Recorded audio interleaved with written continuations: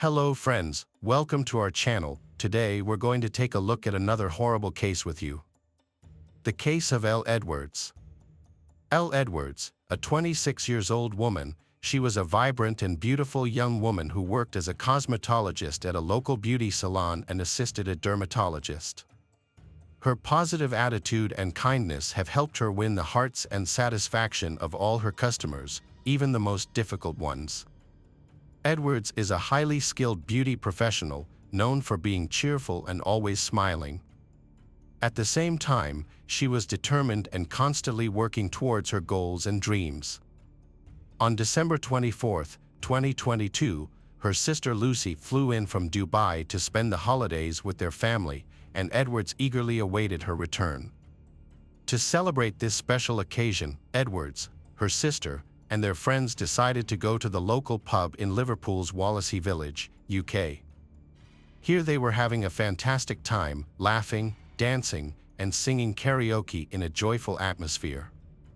Without their knowledge, someone with ill intentions was nearby. As they exited the pub at approximately 11:50 p.m., someone placed an emergency call. Shortly thereafter, a minimum of 12 shots were fired. Edwards was struck by 2 bullets, and she's suffering a severe head wound.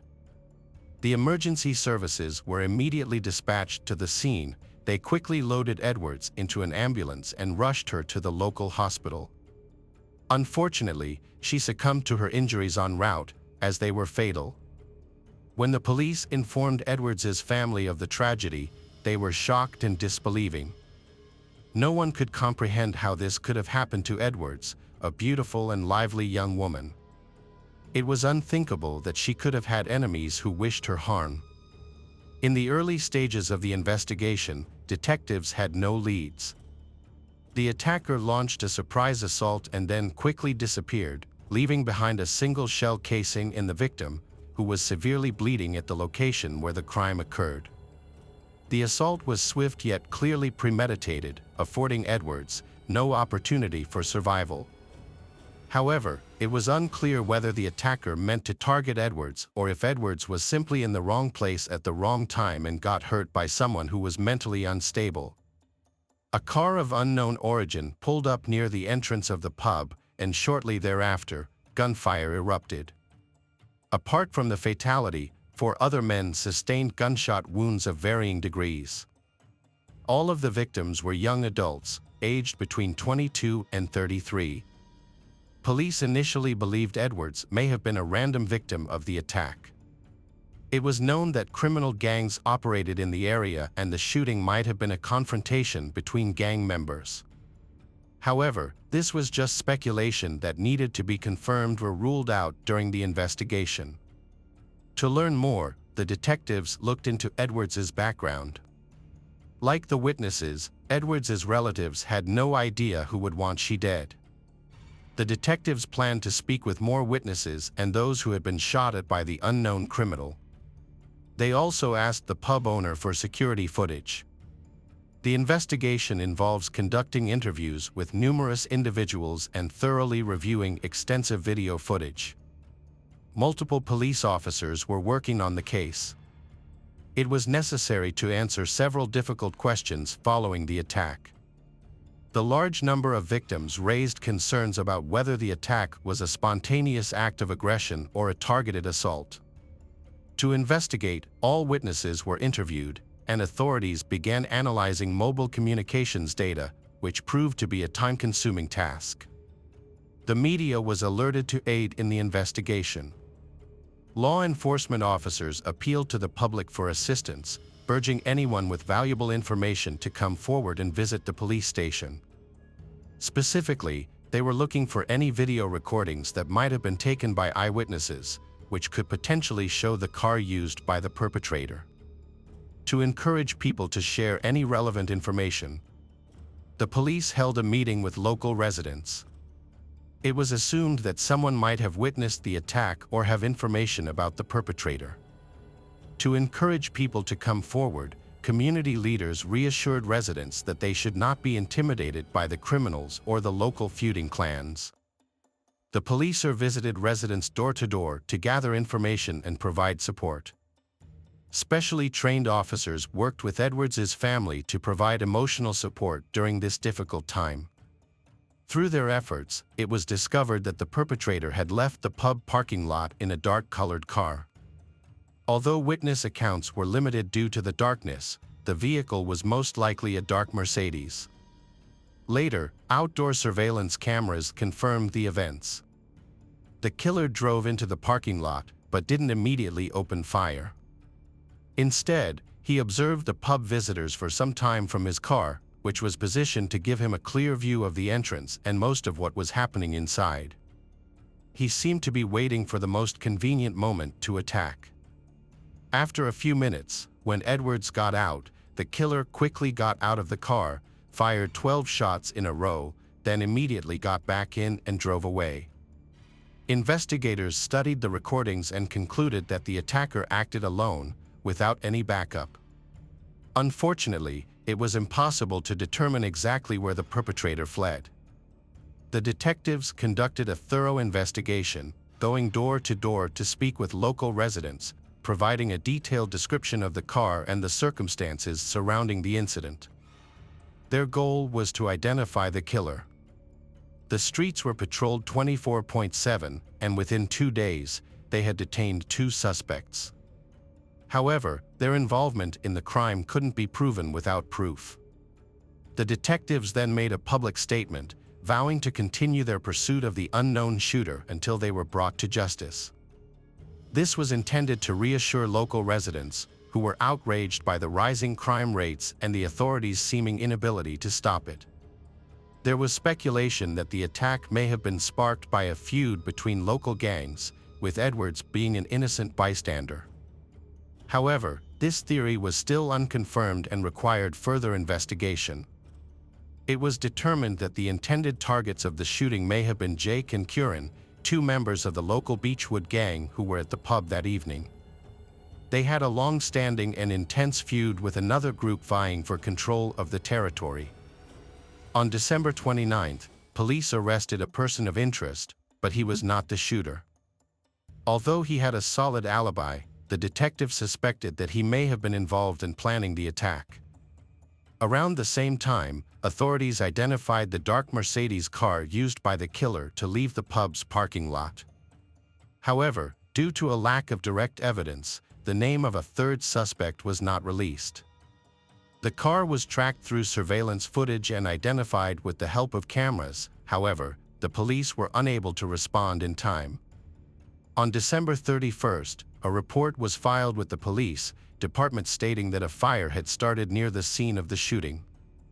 When the special services arrived at the scene, they found a dark Mercedes engulfed in flames, which resembled the perpetrator's vehicle. The fire had completely burned out the vehicle, destroying valuable evidence. It's clear the perpetrators knew the police were closing in, so they intentionally destroyed one of the key pieces of evidence. Although the fire didn't completely destroy the car, investigators confirmed it was used during the shooting. However, the Mercedes had been stolen shortly before the attack and didn't belong to the perpetrators. The arson was likely committed to hinder the investigation. Following the January 11th murder, police took 2 more suspects into custody in Central Wales, Connor Chapman, 22, and a 23-year-old woman. Connor was a familiar figure to police, with his extensive criminal record. Before the murder of Edwards, Connor began his downward spiral into a life of crime with increasingly bold lawbreakings. His early offenses included a car theft under severe circumstances, and he was repeatedly suspected of robbery, hooliganism, and making threats. At one point, Connor led police on a high-speed chase before ditching the car and hiding in nearby bushes. Upon being caught, he feigned innocence, claiming he had no idea what the officers were talking about and was simply waiting for a friend. This brazen act earned him a degree of notoriety, landing his details in newspaper headlines. Connor Chapman, a resident of Birkenhead, Liverpool, was raised by his grandparents after being abandoned by his parents at a young age. He moved into their house and struggled academically, eventually dropping out of high school before his exams. As a teenager, Connor was considered a troublemaker and had his first brush with the law in 2014, when he was 14 years old, for shoplifting. 2 years later, in 2016, Connor committed another offense by stealing a car.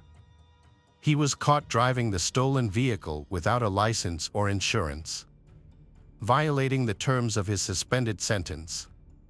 In 2017, he was convicted of possession of a controlled substance, while also violating a restraining order by entering areas of the city he was banned from, all under police surveillance. Connor was prohibited from appearing in public due to the risk he posed to society. However, in 2018, he disregarded the ban and was detained by the authorities while in possession of a knife and banned substances. The same year, Connor Chapman came to the attention of the general public after a failed attempt to evade the police in a stolen vehicle. The incident occurred when the city patrols spotted a stolen Audi and instructed the driver to stop and exit the vehicle with hands raised. However, 18-year-old Connor refused to comply, leading to a pursuit. During the brief chase, Connor committed multiple traffic offenses, including exceeding 80 km/h in 30 km/h zones, repeatedly driving into oncoming traffic, and ultimately crashing into the curb at high speed. The impact sent the car careening to the side and spinning around. Unable to continue, Connor exited the vehicle and fled on foot. However, the patrol caught up with him in the bushes just a few hundred meters away. Connor claimed he was waiting for a friend, but it was clear he was not telling the truth. In court, Connor's lawyer explained that his client had been influenced by a group of older friends who were a bad influence. The court decided not to punish Connor and released him. It was discovered that he had attention deficit disorder, along with several other conditions, which were diagnosed by a private specialist. Connor in question was sentenced to up to 8 months in prison due to numerous traffic violations and reckless behavior. Additionally, he was banned from driving after his release. By the time he reached adulthood, he had accumulated 14 convictions for 30 separate offenses, demonstrating a clear pattern of disregard for the law and social norms. It is clear that he has no intention of reforming and constantly refuses to conform to the rules and norms of society. Although his behavior was recognized as potentially hazardous, there were no sufficient legal grounds to isolate him from the community, primarily because his actions had not yet resulted in serious harm to anyone. The public expressed anger and frustration with the authorities for not taking action against Connor Chapman, a man with multiple convictions. Despite his numerous run-ins with the law, he continued to commit crimes, putting innocent lives at risk. In January 2020, he was sentenced to 10 months in prison for possession of a cold weapon and substances in a public place. The police publicly warned the community about him, and after serving his sentence, he was wanted for at least 5 more crimes. When caught, Connor boasted about spending more time in prison than out, seemingly proud of his record. By 20, he had accumulated 19 sentences for 43 crimes.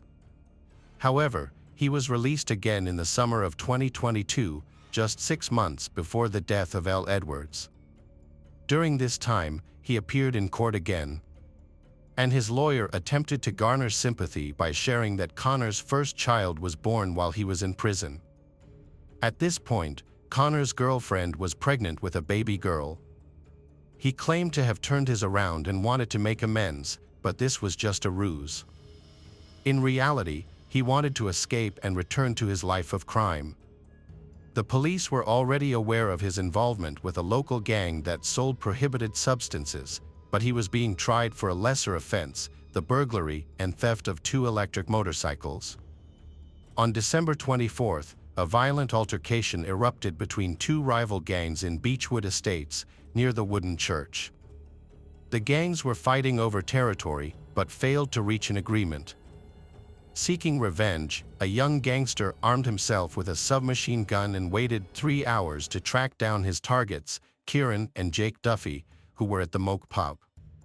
Just before midnight, he drove to the parking lot, identified his victims, and waited for the perfect moment to strike. Then he exited the car and fired 12 bullets into the building. Duffy was seriously injured, but he survived despite the life-threatening attack. However, Elle Edwards was not as fortunate. She was hit by 2 bullets in the head. Edwards fought for her life, but she died in the medic's arms on the way to the hospital. Edwards had unintentionally crossed paths with the killer's targets that evening and had no idea the night would end so tragically. The pub was crowded at the time of the attack. 1 person was killed, and 4 others were wounded. A 22-year-old man was shot in the leg, a 24-year-old man was wounded in the arm, and a 33-year-old man was injured in the wrist. Fortunately, none of these injuries were life-threatening. Edwards's friends tried to provide her with first aid and performed CPR at the scene. Unfortunately, their efforts were not enough to save her life. Edwards's sister, Lucy, was much luckier. She had been living in Dubai and had flown home to celebrate Christmas with her family just minutes before the attack. She had already left the pub, so she was not affected at all.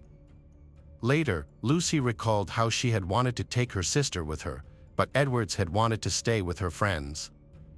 On January 25, 2023, a funeral was held for Edwards, who was tragically killed in a gang-related incident. Hundreds of people attended to pay their respects to the innocent victim. A hearse pulled by 4 white horses carried her body to the local church. As a sign of respect, the pub where she had last celebrated was closed for the day. The pub's owner also shared a message of support for her family on social media. Connor Chapman was subsequently charged with multiple offenses, including murder. It was discovered that Connor had an accomplice, 20-year-old Thomas. A video recording was found on Thomas during the searches, made shortly before the attack. In the video, Connor is seen handing over a weapon and stating his intention to settle accounts with someone. After the attack, Connor and Thomas hid the stolen Mercedes together, planning to dispose of it later. Although the murder weapon was never found, DNA traces from the killer were detected on one of the shell casings. It became clear that Connor had loaded the weapon before the attack, as evidenced by the presence of red gloves found at his house, which were visible in CCTV footage from Moke. After committing the crime, Connor and Thomas abandoned their car and ordered a taxi under a false name to throw off investigators. They used the taxi service to cover their tracks. At approximately 5 a.m., they went back to the location where they had hidden the car in order to take additional steps to cover their tracks and hide their involvement. Thomas Nord was found guilty of all charges in July 2023 and received a 9-year prison sentence. The relatively lenient sentence was due to his limited prior criminal history compared to Connor. Jake and Kieran, members of the local Beechwood gang, were wounded during the attack but managed to survive.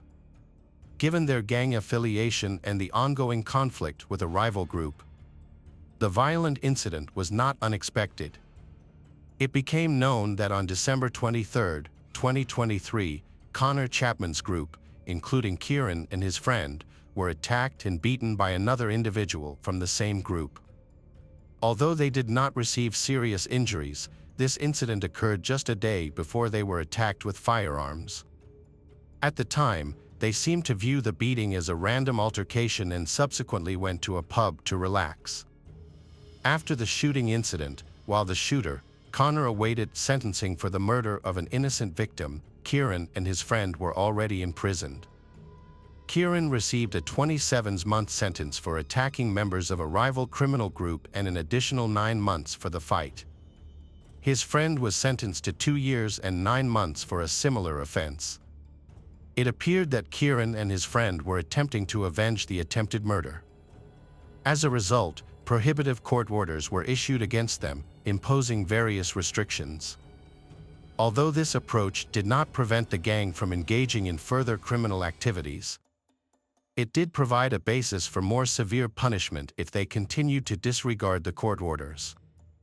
The public was outraged that gang members received lenient sentences despite committing multiple crimes. It became clear that the existing bans were ineffective in maintaining public safety. For instance, Connor was banned from visiting the area where the pub was located, but he still managed to steal a car and enter the pub despite having a driving ban. During the trial for Elle Edwards' murder, Connor attempted to dispute the claim that he was the person seen in the CCTV footage. He claimed that at the time, he was at home wrapping Christmas gifts. Nevertheless, police-sufficient evidence was collected to expose the facts. The hearings lasted 3.5 weeks, exposing all the incident leading up to the attack. It was discovered that the motive behind the attack was a turf war between two rival gangs. Connor had no connection to Elle Edwards, he was completely indifferent to her fate, as well as the fate of the other innocent people in the bar. He was driven solely by uncontrolled rage. After attempting to murder two rivals, Connor planned to escape to Spain to evade capture. He used a stolen car and disposed of the murder weapon, trying to avoid detection by the police. He also avoided using public transportation. Ultimately, detectives apprehended Connor at the airport. After being arrested, Connor attempted to mislead the police by stating that the Mercedes he was seen driving on the day of the murder was not stolen. Instead, he claimed it was a shared vehicle used by his criminal group for distributing substances. He denied being the driver and continued to try to convince the jury that he was not the one who opened fire that evening. In a desperate bid to escape the consequences, Connor claimed he had only just discovered that someone from his group had used the vehicle to attack the pub. Before the jury deliberated on the verdict, Elle Edwards' father gave a heartfelt speech, expressing his hope that the perpetrator would never be able to spend Christmas with his loved ones as a free man again. The jurors, comprised of P. Asen and Sim Janine, reached a unanimous verdict after 3 hours of deliberation. They found Connor Chapman guilty of all charges, citing that he had committed the crime with callous disregard and showed no remorse for the accidental killing of Elle Edwards, taking away her promising life. Rather than showing regret, Connor spent several days systematically eliminating all evidence and traces of the murder that could implicate him. The motive behind the attack was attributed to a rivalry between criminal gangs. On July 7, 2023, Connor was sentenced to life imprisonment with the possibility of parole after serving 48 years of his sentence. After the verdict was announced, Elle Edwards' father raised his fist in triumph. However, the incident sparked widespread public outrage. The city's residents felt unsafe knowing they were caught in the middle of a turf war between rival gangs.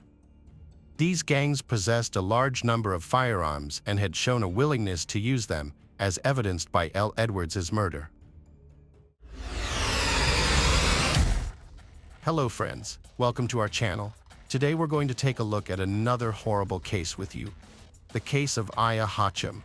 Aya Hachem, 19, faced a devastating challenge that ultimately befell her family. She had left her house to buy groceries at the nearby store, but she never came back.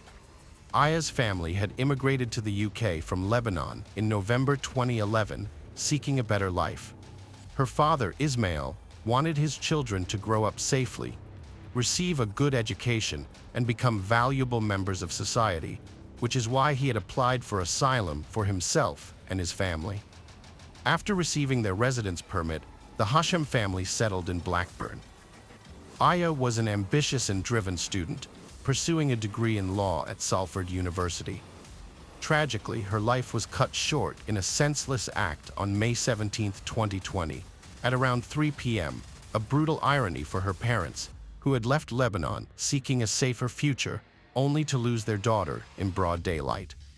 On that fateful day, Aya had gone to the supermarket near her family's house, but failed to return. About an hour later, a police helicopter appeared above the area.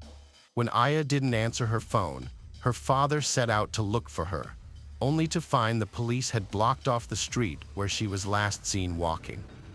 Meanwhile, Aya's mother searched online and stumbled upon news of a woman being shot in their neighborhood, Soon after, Aya's parents received the devastating news that their daughter had been killed in the shooting. Aya was walking to the supermarket on King Street when a car, a Toyota Avensis, drove by with multiple occupants. One of the passengers fired 2 shots from the vehicle, and tragically, one of the bullets hit Aya. She was rushed to the hospital in critical condition, but despite the doctor's best efforts, she sadly passed away later that day. The authorities have stated that they do not believe the incident was motivated by racial or religious hatred. Deputy Chief Terry Woods has appealed to the public, requesting that anyone with dashcam footage or surveillance recordings that capture the Toyota Avensis or any suspicious activity come forward and share their evidence with the police. Later that day, the police discovered the Toyota Avensis involved in the shooting abandoned near the crime scene. They also obtained CCTV footage of the events surrounding Aya's death. The footage shows Aya walking down King Street at 3:03 p.m. As she approaches a pole, the Toyota Avensis drives by with its rear side window down, and the shooter fires a fatal shot that passes through and hits the pole. Out of respect, the police did not release footage of Aya falling to the ground. The recording suggests that there were at least 2 individuals in the car, the driver and the shooter. The perpetrators quickly fled the scene and abandoned the vehicle on a nearby street. Less than 2 hours later, the police located the car and began searching for its owner, while a forensic team examined the vehicle for potential evidence. Pharaoh Sulan, a 40-year-old man, was a successful businessman with a thriving tire shop and a loving family living a prosperous life. He often posted pictures on social media, flaunting his new, expensive cars. However, his problems didn't stem from anyone's envy, but rather from a new car wash that opened in the neighborhood, owned by Papat Khan. The car wash started selling car tires, sparking a conflict between Khan and Sulan, which affected Sulan's business, making it less profitable. This led to a public feud between the neighbors, with frequent police intervention to break up fights between employees of the 2 organizations. Following Aya's tragic death, the police launched a massive operation, arresting several individuals suspected of being involved in her murder. As some of the suspects had fled the UK, the police collaborated with law enforcement officers from other countries to bring them to justice. In the aftermath of Aya Hachem's death, the police initially charged 8 people: Abu Bakr Essa, 32, Anthony Anis, 31, Az Hussein, 35, Kashif Manzoor, 26, Uthman Satya, 29, Zamir Raja, 33, Judy Chapman, 28, and Pharaoh Sulan, 40. It's clear that her death was an accident. She was simply in the wrong place at the wrong time.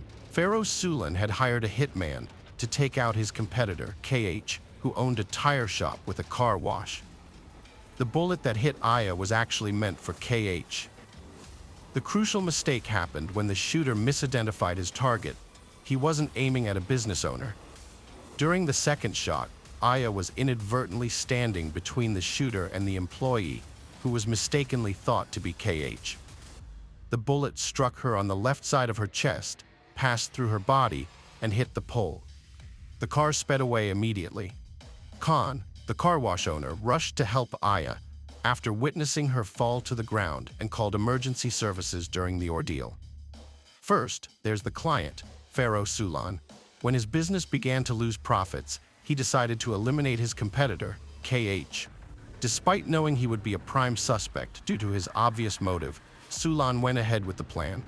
The investigators, led by Az Hussein, discovered the perpetrators, Zamir Raja, the shooter, and Anthony Ennis, the driver of the Toyota. Interestingly, the criminals scouted the car wash area the day before the incident. Abu Bakr SAA purchased the Toyota using funds provided by Sulan shortly before the incident. Kashif Manzoor ensured the car was in working order by performing technical checks and fixing any issues. Meanwhile, Uthman Satya and his girlfriend Judy Chapman drove the shooter and driver to the Toyota in their Ford Fiesta and then took them away after the crime, abandoning the car on a nearby street. On that day, at 1:14 p.m., Judy Chapman and her boyfriend Uthman Satya drove to Bolton to pick up Raja and Enos. From there, the four of them drove to Blackburn, where the Toyota was parked. While they were en route, Kashif Manzoor made sure the Toyota was ready to go. The car was only a couple of miles away from the car wash. Sulan, meanwhile, took up a strategic position, walking out to the front of his service station so he could see everything that was about to happen. However, when they got to the Toyota, they discovered it wouldn't start due to a dead battery. To fix the problem, Manzoor had to jump-start the car by connecting its battery to another car's battery using wires. Once the Toyota was running, Manzoor handed the keys over to Raja and Ennis and headed back to the service station. As they drove away, the Toyota could be seen approaching the car wash with its window down. Raja and Ennis circled the block several times, waiting for the perfect moment to position themselves on the same side of the street as Khan's car wash. During the fourth drive-by shooting, the Toyota slowed down, and KH, the intended target, happened to be on the street at that exact moment. He witnessed the shooter, Zamir Raja, making a mistake and firing the first shot at another employee, which fortunately missed its mark. The second bullet struck KH. After the shooting, Raja and Ennis fled the scene, abandoning their car and getting into another car driven by Judy Chapman and Uthman Satya. They were driven away from Blackburn by 5 p.m. The police discovered the abandoned car belonging to the criminals even before they found the Toyota.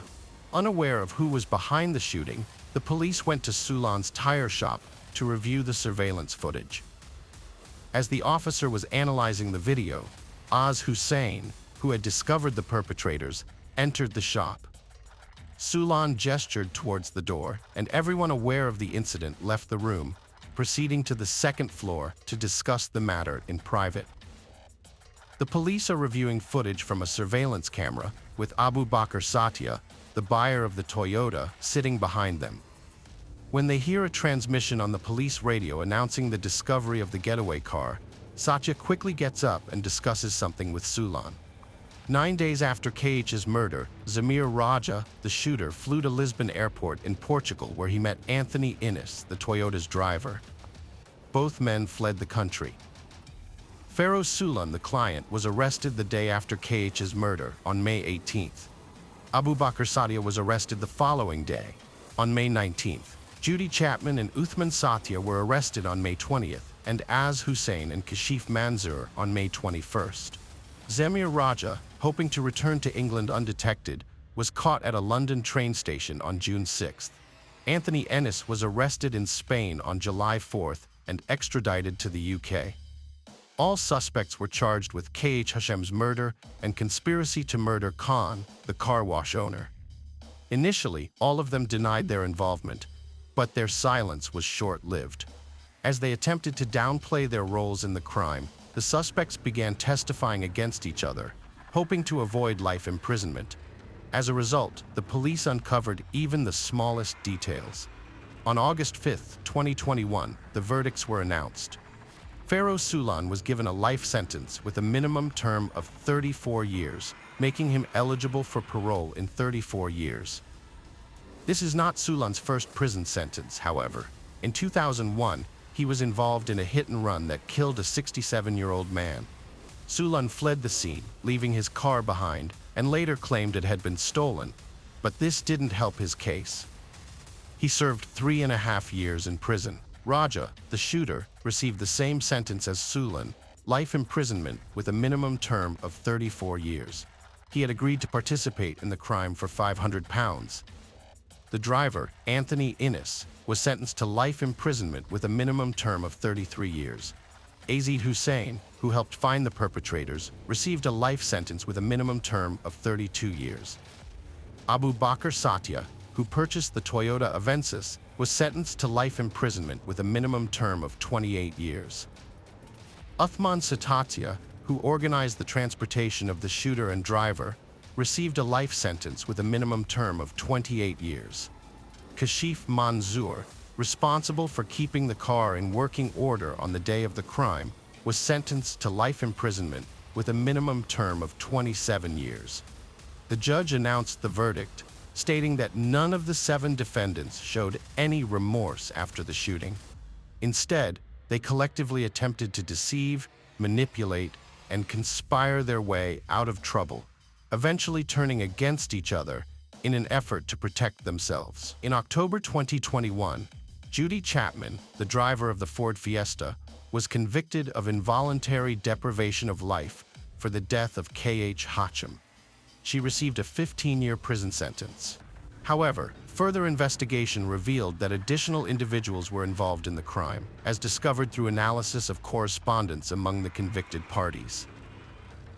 On May 5, 2023, 42-year-old Louis Otway from Manchester was sentenced to life imprisonment with a minimum term of 32 years. During the trial, it was proven that Otway played a key role in connecting Azid Hussein, Zamir Raja, and Anthony Ennis, facilitating Hussein's connection with the perpetrators of the crime. In this case, another woman played a key role. C. Bambridge was the 10th and final convict.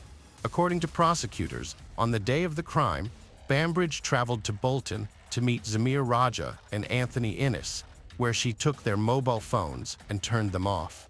She then drove back to Trafford, turned the phones back on, and Ennis's phone began working again in Partington, where he lived. Bambridge then went to Sale, where she turned Raja's phone on. Lancashire police claimed that Bambridge did this to create the false impression that Raja and Ennis were in Greater Manchester, rather than in Blackburn at the time of the shooting, providing them with a false alibi. Bambridge, 32, admitted to conspiring to pervert the course of justice on August 11, 2023. She was sentenced to 23 months in prison, becoming the last person sentenced in the Aya Hachem case. Salford University, where Aya was a student, decided to award her diploma to her parents in a ceremony held in November 2021. Aya's family said she had always dreamed of becoming a lawyer. Hello friends, welcome to our channel. Today we're going to take a look at another horrible case with you. The case of Alexandria Kostial. Alexandria Kostial was born on September 11, 1997 in St. Louis, Missouri, to Cindy and Keith, and had a brother, Andrew. Her contagious smile and warm personality instantly drew people to her. With her infectious joy, Ally made everyone around her feel comfortable, earning her a beloved status in her community. From a young age, Ally's bubbly nature stood out. She possessed an innate ability to make people smile and brought happiness wherever she went, whether playing with friends, interacting with classmates, or spending time with her family. Ally's friendly nature made her positive energy infectious. She could easily connect with people from all walks of life and was never hesitant to strike up a conversation with someone new. In addition to her charming personality, Ally was known for her unwavering kindness and compassion. She was always willing to lend a helping hand or offer a listening ear to those in need. Ally attended Lindbergh High School, where she was a track athlete and cheerleader. It was during her time at Lindbergh that she met her best friend, Maddie Norris, and the two formed an unbreakable bond. Their friendship was more than just a casual acquaintance. They became like sisters. Ally and Maddie shared an unwavering trust and deep emotional connection, and they both had a zest for life, constantly seeking new experiences and adventures together. As a result, they tackled challenges, laughed, and created lifelong memories. One of their favorite activities was spending lazy afternoons lounging on the couch, engrossed in a romantic comedy. Their go-to movie was Legally Blonde, which they would watch repeatedly, always finding something new to laugh at and enjoy. The lighthearted humor and relatable characters provided them with endless entertainment. When Ally obtained her driver's license, she and Maddie discovered the joy of hitting the open road. They would often take Ally's convertible, top down, and cruise through town, feeling the wind in their hair and the warm summer air on their skin. As Ally's senior year of high school approached, she found herself without a date for the upcoming prom.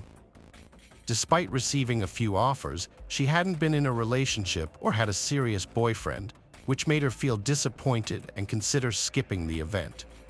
However, her friend Maddie stepped in to help.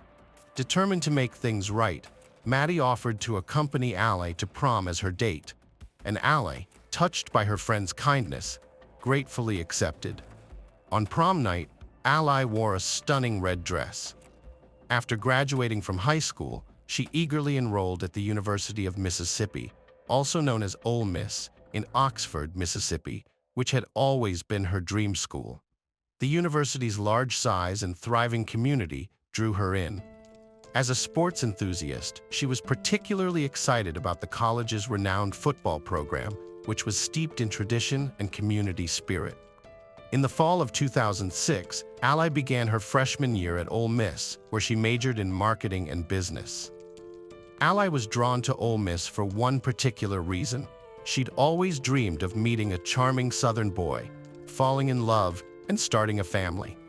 She thought the university's campus was the perfect place to find her future partner.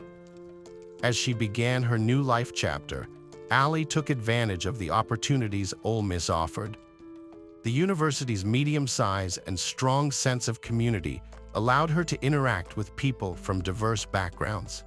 The lively campus atmosphere fostered a sense of belonging, and Ally enthusiastically participated in various university events and activities. During her time at Ole Miss, Ally joined a sorority, Alpha, and was one of its founding members. She also served as the president of the Ole Miss Golf Club. In addition to her academic pursuits, Ally embraced the university's rich traditions, including its beloved mascot, the Ole Miss Rebels. Attending the University of Mississippi was a time of growth, friendship, and self-discovery for Ally.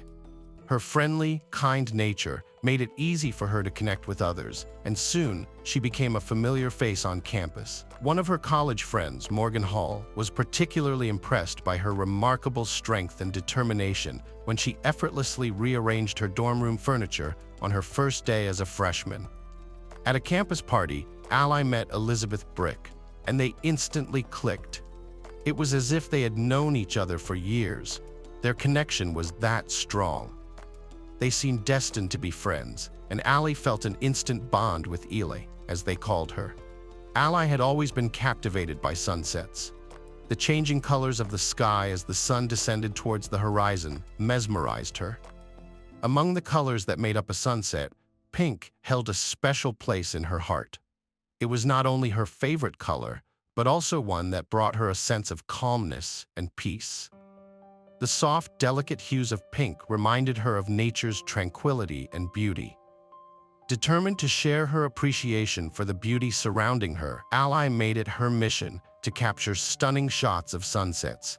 She was on a quest to take as many photos of this natural phenomenon as possible. To showcase her collection, Ally created an Instagram account dedicated to her sunset photos, eager to share her love for them with the world. Ally met Brandon Held, a boy from Fort Worth, Texas, one night at a bar downtown in Oxford. She was immediately attracted to him and developed a crush. She invited him to several of her sorority dances, and over time, her feelings for Brandon grew stronger. Brandon was raised in a loving Christian family in Fort Worth. His upbringing was privileged, given that his father was a prominent doctor. He had a typical Texan childhood, enjoying outdoor activities like hunting, fishing, and soccer. During a school break, Ally's best friend, Maddie Norris from St. Louis, Missouri, visited her in Oxford. Maddie was eager to meet Brandon, having heard Ally's constant praise. However, Brandon failed to reach out or make an appearance, which hurt Ally deeply. She had trusted him to make an effort to connect with her and her friend. Maddie, witnessing Ally's pain, felt terrible for her. Although Ally seemed hurt by Brandon's actions, she remained resilient and determined to make the most of her time at Ole Miss. During her freshman year, she flourished academically and socially, making friends and enjoying her college experience. As Ally's senior year at Ole Miss approached, July 2019 was a time of excitement and anticipation for Ally and her parents, Cindy and Keith. With Ally about to begin her final year of education, her parents decided to visit her in Oxford for a few days. They were eager to see their daughter thriving in her element and get a glimpse of her life at the university. That summer, Ally taught a fitness class and attended summer school. When her parents arrived, Allie enthusiastically showed them her favorite spots around town, taking them on a personalized tour of her campus. She shared her excitement about the various buildings and landmarks, giving Cindy and Keith an opportunity to witness her growth and take pride in her accomplishments. While Allie's parents were visiting, Cindy cooked her daughter's favorite dinner one evening, and they shared a special meal together, bonding over the delicious food and reminiscing about old times. Because Ally loved everything beachy, she and Cindy drove to a store and bought beach-themed home decor items for her apartment. They spent a few hours shopping for items that would add a touch of coastal charm to Ally's living space, including beach-themed decorations and colorful throw pillows. As Allie's parents were preparing to return home to St. Louis, Allie begged them to stay one more day, wanting them to experience more of what Oxford had to offer before they left. Despite their initial plan, Cindy and Keith eventually agreed to stay an extra day, on July 19th, the day they were originally supposed to return home. Later that evening, around 7 p.m., Allie's parents called, and Allie answered the phone, still groggy from having just woken up from a nap. She told her mom about her plan to go out with friends that evening. Unaware of the conversation's significance, Cindy told Ally she loved her and hung up, unknowingly speaking to her daughter for the last time. Sardis Lake, a 30-minute drive from Oxford, is a vast area popular for hunting camps and recreational spaces. The area is large, and the local sheriff's department patrols it regularly to ensure security. On June 20, 2019, a police officer was assigned to patrol Sardis Lake in the early morning hours. Darkness surrounded the isolated lake, where the officer drove, sensing desolation. He spotted something odd near a picnic table, got out and was met with horror, a young woman's body, riddled with 9 gunshot wounds. The officer was shocked by the discovery and immediately called for backup. Within minutes, additional officers and medics arrived at the scene. As they arrived, the backup officers spotted a purse in a nearby ditch. One of the officers cautiously approached the bag, opened it, and found a wallet inside. The wallet contained an Ole Miss student ID and a driver's license with the name Alexandria CLE. After Ally's body was discovered at Sardis Lake, Cindy and Keith, her parents, had to be contacted. At the time, they were at their home in St. Louis, far away from their daughter, and they never expected to receive a phone call in the middle of the night with the devastating news that Ally had been the victim of a homicide. This news was extremely difficult for Cindy to accept. When Ally's friends learned about her murder, they were equally shocked as her parents.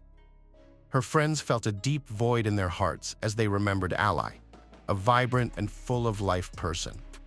In response to this tragic news, they turned to social media to express their grief and demand justice. They created the hashtag #JusticeForAllie to unite their voices and amplify their demands for justice. After Ally's murder, close friend Brashonda Kendricks, an Ole Miss graduate, expressed sorrow. Brashonda, who worked in student housing, described Ally as having contagious happiness and a positive outlook, always wearing a big smile. They met at Crosby Hall, where Brashonda worked, and Ally would stop by to say hello. Brashonda remembered Ally as a sweet girl who lived life to the fullest. Ally's sorority, Alpha Sorority, released a statement expressing their shock and sadness at the loss of one of their members. They stated that they were grieving the loss of Aya Kostial and sent their deepest sympathies to her family during this incredibly difficult time. The sorority hoped for solace for their Alpha I sisters. At the Sardis Lake crime scene, where Ally's body was found, investigators discovered several cans of White Claw seltzer scattered on the ground, along with 140 caliber shell casings. A ballistic expert was called in to analyze the scene and reconstruct the events. According to the expert's analysis, the killer was sitting across from Ally on the picnic table benches when they fired the initial shot. After firing the first shot, the shooter stood up and began circling the table, closing in on Ally with each step, firing additional rounds. The expert theorized that one of the rounds fired by the shooter missed Ally and became lodged in the wooden picnic table. Crime scene investigators thoroughly searched Ally's apartment, looking for any evidence that could help identify and catch her killer. During the search, they found Ally's Apple Watch, but despite their efforts, they couldn't find her phone either at the crime scene or in her apartment. Strangely, some of the messages she received the night before her murder were synced with her watch. As investigators analyzed the content of these messages, they found that Ally had been chatting with Brandon Thiesfeld for a long time. The messages revealed that Ally and Brandon had planned to meet up. The detective in charge of Ally's murder case decided to contact Brandon early on Sunday, the day after Ally's murder. He asked Brandon to come to the police station for an interview, but Brandon said he couldn't make it that day. Instead, Brandon offered to meet the detective at 8:30 a.m. the next morning. However, Brandon failed to show up for the scheduled interview on Monday morning.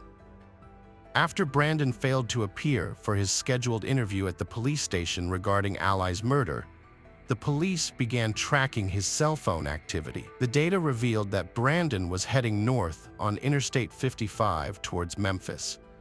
The police interpreted this as an attempt to flee, so they obtained an arrest warrant and issued a "Be on the lookout" alert for his vehicle, which had a distinctive license plate, making it easily identifiable. Within 2 hours of the bolo being released, the Memphis Fugitive Task Force located Brandon's car at a gas station, where he was sitting in the driver's seat at a pump. Task Force agents took Brandon into custody and notified the Mississippi police. A search of Brandon's vehicle yielded a .40 caliber gun. Additionally, when Brandon exited his car, he had bloodstains on his clothing. Following his arrest and extradition to Mississippi, detectives retraced Brandon's movements in the days leading up to Ally's murder. On Saturday, July 20th, Brandon spent the day with friends, going bowling. The next day, he visited another friend's house, bringing a 6-pack of beer and his .40 caliber gun. The friend told detectives that they talked for a while, but when the friend woke up on Monday, Brandon was gone. During the investigation, detectives found that Brandon had never been in a physical fight and had no history of violence. They also spoke with Brandon's friends and Ally's loved ones, learning that the couple had met at a local Oxford bar during their freshman year of college and started dating casually. However, during their sophomore year, Ally's loved ones noticed a change in her attitude towards the relationship, suggesting she was more interested in it than Brandon. This difference in interest eventually led to tension between the two, with Brandon blocking Ally's contact because she would frequently go out, get drunk, and call him. A year had passed since Brandon and Ally's initial breakup, and they reconnected during the summer before Ally's senior year. They decided to give their relationship another chance and started dating again. However, this reunion was short-lived, as Ally was tragically murdered. Brandon was subsequently charged with capital murder, the most serious criminal offense, and faced the possibility of the death penalty. The state believed Brandon was guilty of kidnapping Ally by luring her to Sardis Lake, which led to the capital murder charge. When news of Brandon's arrest broke, the people of Oxford were shocked, and the details of Ally's murder were widely reported. Brandon's arrest sparked a flurry of speculation and rumors, with community members sharing their theories. Reporters flooded the town, seeking interviews and information from those close to Ally and Brandon. This intense media scrutiny brought both positive and negative attention to Oxford, with outsiders looking on with a mix of fascination and concern. In late September 2019, Brandon denied committing murder when he pleaded not guilty in court. As detectives worked to gather evidence, they re-examined text messages exchanged between Brandon and Ally. These messages revealed that in April 2019, 3 months before her death, Ally was preparing for the spring semester finals while also dealing with the possibility of being pregnant. On April 14th, Ally sent Brandon a picture of a home pregnancy test with inconclusive results. Brandon responded, suggesting they wait and see if she was indeed pregnant. If so, he made it clear they wouldn't keep the baby and told Ally, "We can get a pill," implying an abortion. However, Ally was uncertain about terminating the pregnancy, mentioning she might meet someone who'd love her and the baby. Despite this, Brandon remained firm in his decision, telling Ally that having a child would ruin his life. The detectives discovered CCTV footage of Ally leaving a bar on Oxford Square at around 11:45 p.m. on July 18th. About an hour later, at 1:30 a.m., Ally met Brandon, and he drove them to Sardis Lake. Brandon's defense team stated that Ally and Brandon had been drinking throughout the day. According to Brandon's defense team, when they arrived at Sardis Lake, they sat at a picnic table, listening to music. At some point, Brandon got up, walked to his truck, used drugs, and then returned to Ally, where he retrieved his .40 caliber weapon. Brandon's defense team claimed that a shooting occurred across the lake, and after the incident, Brandon sat down and continued talking to Ally. However, things suddenly changed, and he fatally shot her. The defense team argued that Brandon's actions were due to his intoxication from drugs and alcohol. In contrast, the detectives and Ally's family believed that Brandon murdered Ally because he suspected she was pregnant, which would have negatively impacted his life. They saw the murder as premeditated, cruel, and calculated. On August 27, 2021, Brandon accepted a plea deal offered by the state, which spared him from the death penalty. As part of the agreement, he pleaded guilty to first-degree murder and received a life sentence without the possibility of parole. In a show of support, Ally's friends and family attended the court hearing, all dressed in pink, Ally's favorite color. After the judge announced the sentence, Brandon turned to Ally's family and expressed his remorse for his actions, asking for their forgiveness. He acknowledged the immense pain he had caused and hoped they could find it in their hearts to pardon him. According to Ally's autopsy report, the official conclusion was that she was not pregnant at the time of her death. However, her mother, Cindy, is convinced that Ally was expecting a child and lost it. A memorial was set up at Sardis Lake, the site of Ally's murder, by her family and friends. Despite their grief, Ally's parents, Cindy and Keith, hold on to the memories of their daughter. The unspoken sorrow still affects them deeply.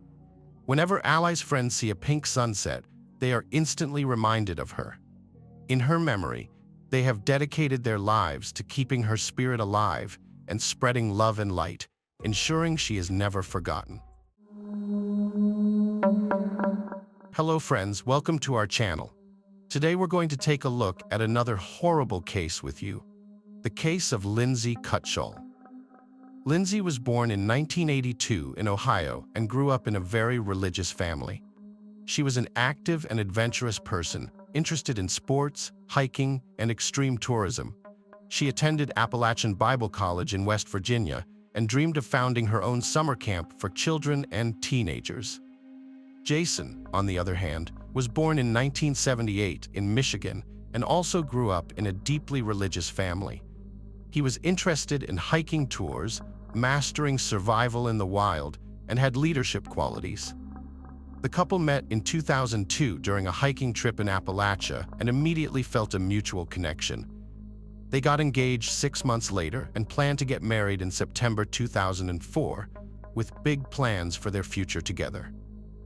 Lindsay and Jason, senior counselors at a Christian summer camp in California, had plans to start their own relationship. In the summer of 2004, they decided to take a weekend trip to the San Francisco area. They informed their colleagues in advance, leaving 2 experienced counselors in charge, and promised to return by Monday. They set off in Lindsay's 1992 red Ford Tempo, but that was the last time anyone saw them alive.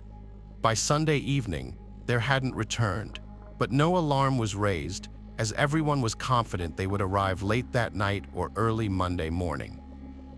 However, when they still hadn't returned after the morning roll call at 8 a.m., their colleagues contacted the police and informed the missing couple's families. The police investigation faced a significant problem.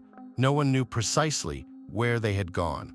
They had planned to explore around San Francisco, and their love for adventure and extreme leisure made it possible they could be in remote areas with no communication or civilization. While the police waited for the legally mandated 2 days, during which the missing were expected to report themselves, relatives and friends organized a search effort. They distributed flyers with photos of the couple and requested anyone who might have seen them to respond immediately. By Tuesday, law enforcement had joined the search operation, focusing on San Francisco, its suburbs, and surroundings. However, the area was vast, making it impossible to thoroughly search it. A friend's suggestion that the couple loved wild, rocky beaches prompted the police to focus on these areas. The search yielded no results for several days, and hope of finding the couple alive was rapidly diminishing. Then, on Wednesday, August 19th, a patrol helicopter flying over one of the rocky, wild beaches reported finding 2 bodies in sleeping bags. The police arrived at the scene to find the red Ford Tempo parked on a cliff near a lookout point and a steep trail leading directly to the beach. The car was identified as belonging to Lindsay Cutshall. Descending the trail to the beach, officers found 2 individuals in bright sleeping bags. Initially, it seemed like they were just sleeping, but they didn't respond to calls or noise.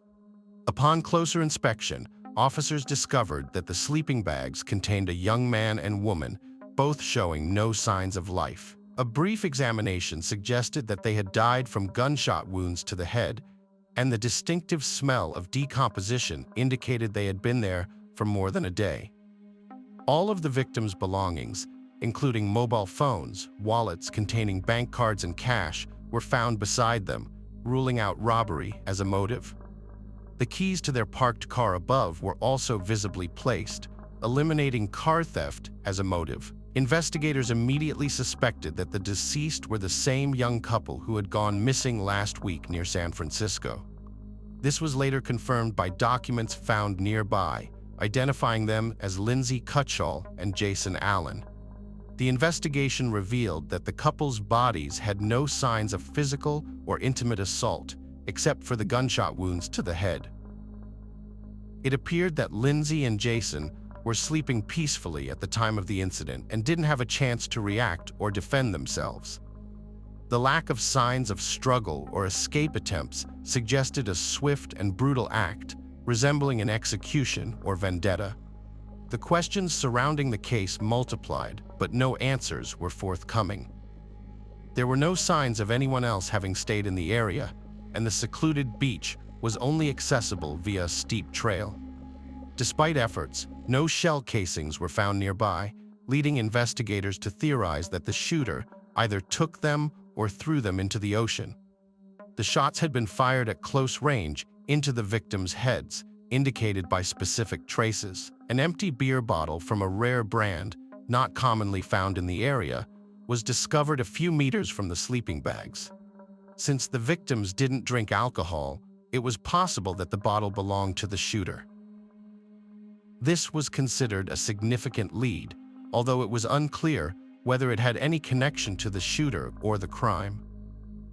One theory proposed that the couple might have had a conflict with someone the day before the tragedy, and their opponent returned at night with a weapon to settle the score. Although Jason and Lindsay were very friendly with everyone, it was possible that they might have inadvertently displeased someone. The investigation considered the possibility that the shooter was intoxicated or mentally unstable. A crucial clue was found in the rare Marlin brand rifle, .45 caliber Model 18, produced in 1994, which was identified from the bullets extracted from the victims' skulls. Based on this, investigators speculated that the shooter was likely a male acting alone, possibly a hunter or firearm enthusiast. To piece together their final hours, investigators analyzed the photos they took and the guest book entries they wrote in the tourist cabin near the lookout point. They had stopped at a fishing pier about 20 miles away, which was confirmed by witness accounts and photographs. They had searched for a place to stay overnight, but found no vacancies in nearby hotels due to the peak tourist season. They then dined at a local restaurant, took a walk, and set off again in the evening. Witnesses reported that they were friendly and showed no signs of conflict. However, they had decided to camp on the prohibited beach, using their sleeping bags instead of a tent, believing they faced no threats on a warm August night. The investigation narrowed down the time frame of the crime to between 11 p.m. on Saturday and dawn on Sunday, when the couple likely went to sleep but did not survive until morning. Initially, suspicion fell on a local drifter who was seen nearby on the evening before the crime, but he was quickly cleared due to lack of evidence and DNA mismatch. The investigation into the double homicide stalled for nearly 2 years until the spring of 2006, when the police decided to release details of the weapon used in the crime and offered a $50,000 reward for any useful information. This led to around 1,000 calls, although most did not advance the investigation. However, the police became interested in 26-year-old Sean Gallen, who was pointed out by several locals. According to them, Gallen collected firearms and bladed weapons, behaved aggressively, and was frequently involved in conflicts, threatened acts of violence, and occasionally damaged other people's property. Gallen was arrested and questioned, but he had previously been on the police's radar for brawling, hooliganism, and driving under the influence of alcohol and drugs. He indeed had an impressive collection of weapons, but the specific rifle in question was not among them. Verifying his alibi from 2 years prior proved impossible, and his DNA did not match the sample found on the beer bottle at the crime scene, so Gallen had to be released.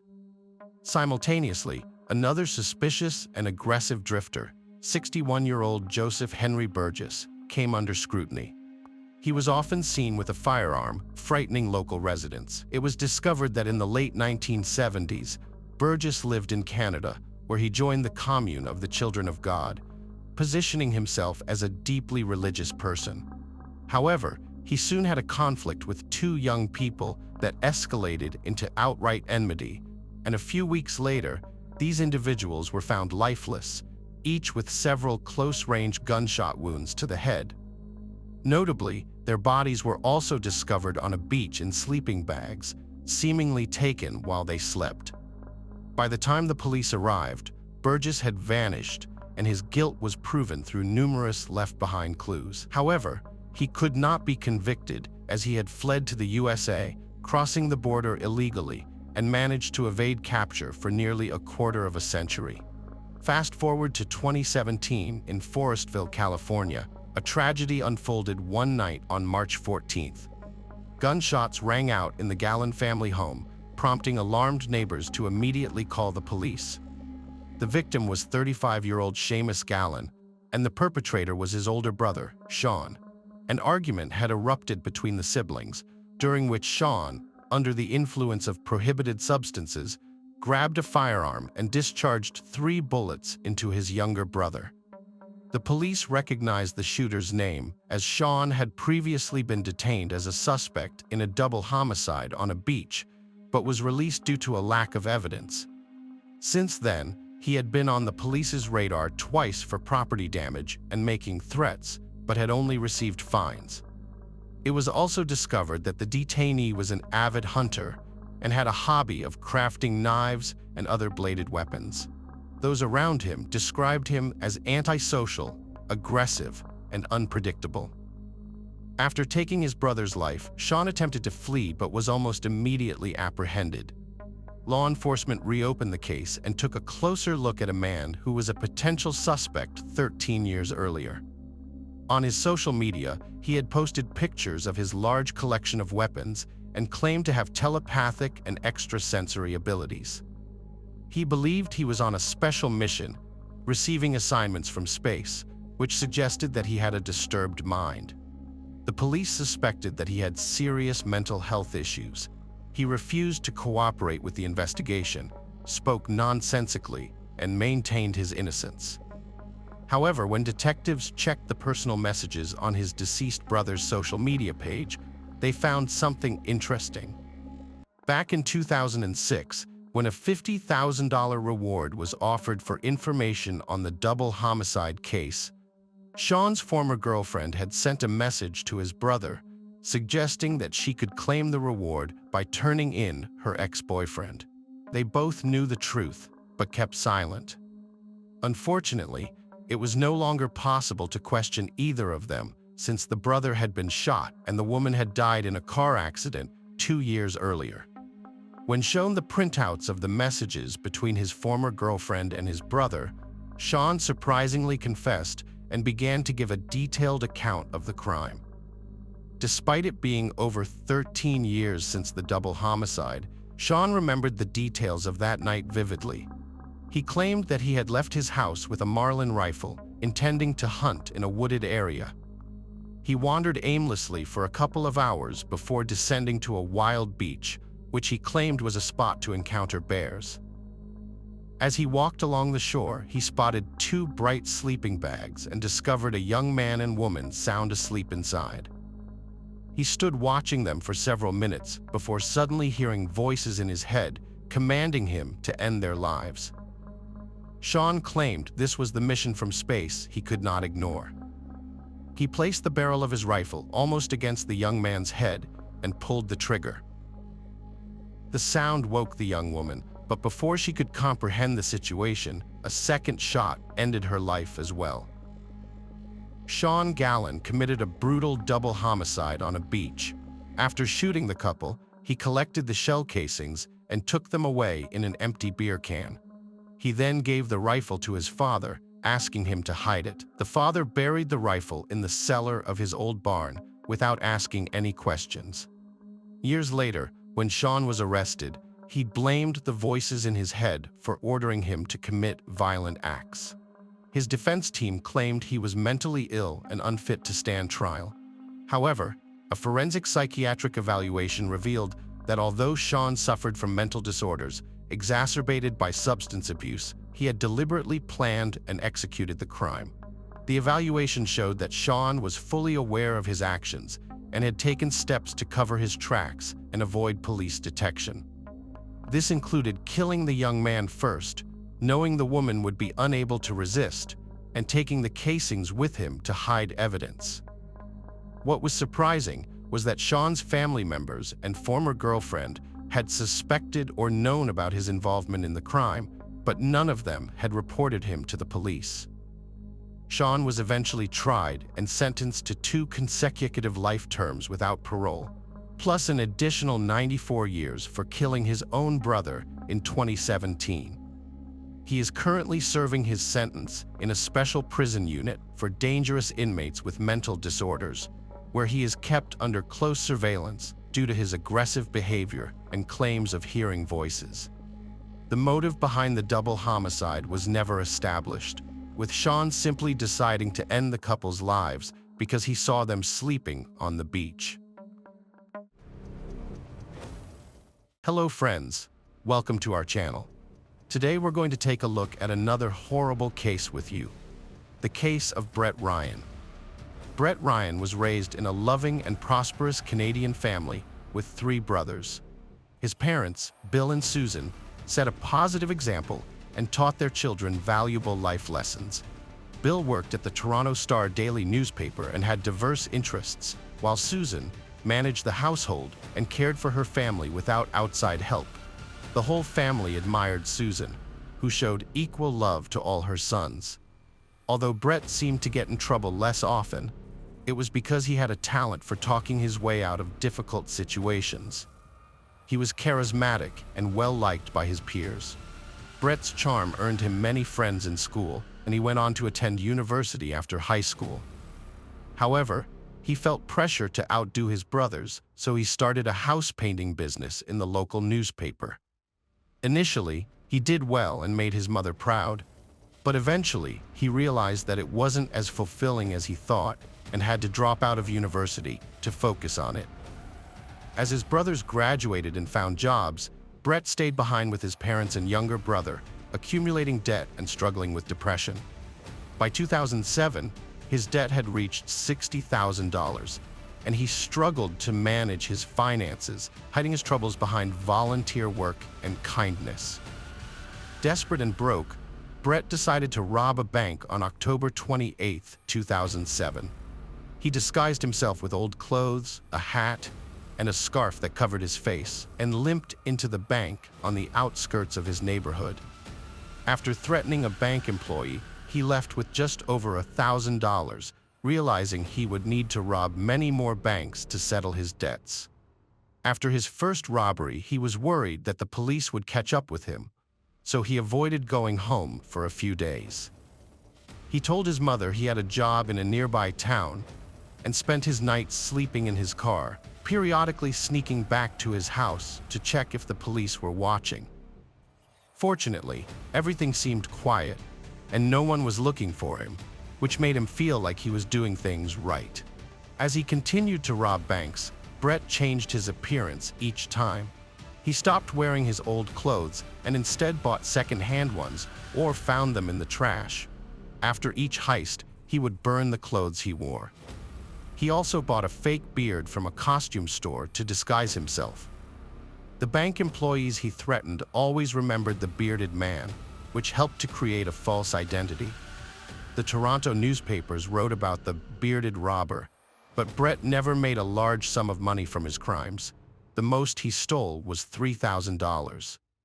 Eventually, his luck ran out, and the police spotted his car on surveillance cameras, following him all the way home. By then, they still didn't have concrete evidence to prove his guilt, so they decided to keep an eye on the suspect. For 15 days, Brett didn't commit any robberies, which was unusual since he typically struck every 3 or 4 days. The police were starting to think they had the wrong guy and were wasting their time. However, their luck changed when Brett left his house, got into a car, and later got out near a bank wearing a disguise. He entered the bank, stayed for a bit, and when he tried to exit, the police were waiting to arrest him. After months of searching, they finally caught the notorious bearded robber. Brett was investigated for 7 months and charged with armed robbery. Interestingly, despite having a permit to carry a gun, Brett never brought a weapon with him during his robberies, not even a kitchen knife. Brett was arrested and faced 19 charges, leading to a prison sentence. He, along with his family, filed multiple appeals, which resulted in 11 charges being dropped. Once eligible, Brett applied for parole and submitted a petition. In it, he explained that he had committed the crimes while struggling with severe depression, resulting from 2 failed relationships and significant debt. Brett emphasized that he had not used weapons and had no intention of harming anyone during the crimes. The parole board accepted his remarks, but required him to undergo a psychological evaluation. This had a positive impact on Brett, and he took the opportunity to reconnect with his family, with whom he had not communicated while incarcerated. The parole board noticed the positive changes in Brett and granted him early release on November 24, 2010. However, his newfound freedom was bittersweet and even more challenging than before. Before his imprisonment, Brett was a painter carrying emotional burdens. After his release, he was a bank robber and ex-convict with a tarnished reputation. After the robbery incident, Brett struggled to find a job due to his notorious reputation. Even people who initially hired him for house painting services would cancel once they recognized him as the bearded robber. To make matters worse, their neighbors, who once admired Susan's garden and frequently visited, began spreading unpleasant rumors about the family. As a result, the Ryan family decided to sell their house and move to Scarborough. In their new location, Susan started a new garden, and Brett managed to find a job at a trading company, although his salary was not high. Fortunately, his parents were able to support him financially as he worked to rebuild his university education. Brett continued to see a psychologist, who consistently advised him to maintain a close relationship with his family. This advice proved to be valuable. Despite this, Brett's financial situation remained a challenge. However, his life took a positive turn in September 2011 when he met Kristen Baxter, a wonderful young woman who owned an apartment with a beautiful sea view. She maintained a healthy lifestyle through sports and didn't concern herself with Brett's past. The couple enjoyed traveling together, including a trip to Australia. Brett's parents were thrilled to see their son happy and believed Kristen would encourage him to reach his full potential and become a responsible member of society. Brett's life was improving, but an unexpected event occurred that threatened to derail his progress. His father's sudden passing was a devastating blow, and Brett's depression began to resurface. To cope, he increased his visits to a psychologist and devoted more time to supporting his mother financially, although his own funds were limited. As their long-term relationship evolved, Brett knew it was time to take a significant step. No longer just careless teenagers, the young couple needed to build a life together. Deeply in love with Kristen, Brett decided to make a heartfelt proposal. He had saved up some money and discussed his plans with his mother, wanting to make the proposal unforgettable and impossible for Kristen to refuse. Susan understood what her son Brett was hinting at, so she gave him money to buy an engagement ring for his girlfriend Kristen.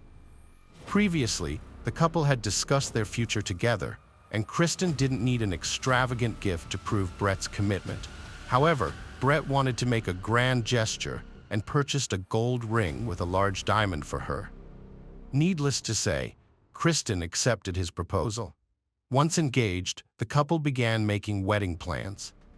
Brett agreed with Kristen's decisions, but he was shocked by how expensive everything was and how it made him worried about his job security. This motivated him to find a well-paying job to support their future together. He discovered an engineering job opening at a large tech company, created a resume, and applied for the position. After a successful interview, he got the job, which thrilled him.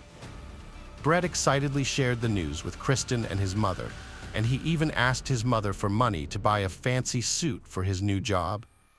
Brett's mother had agreed to buy him a suit for a job interview.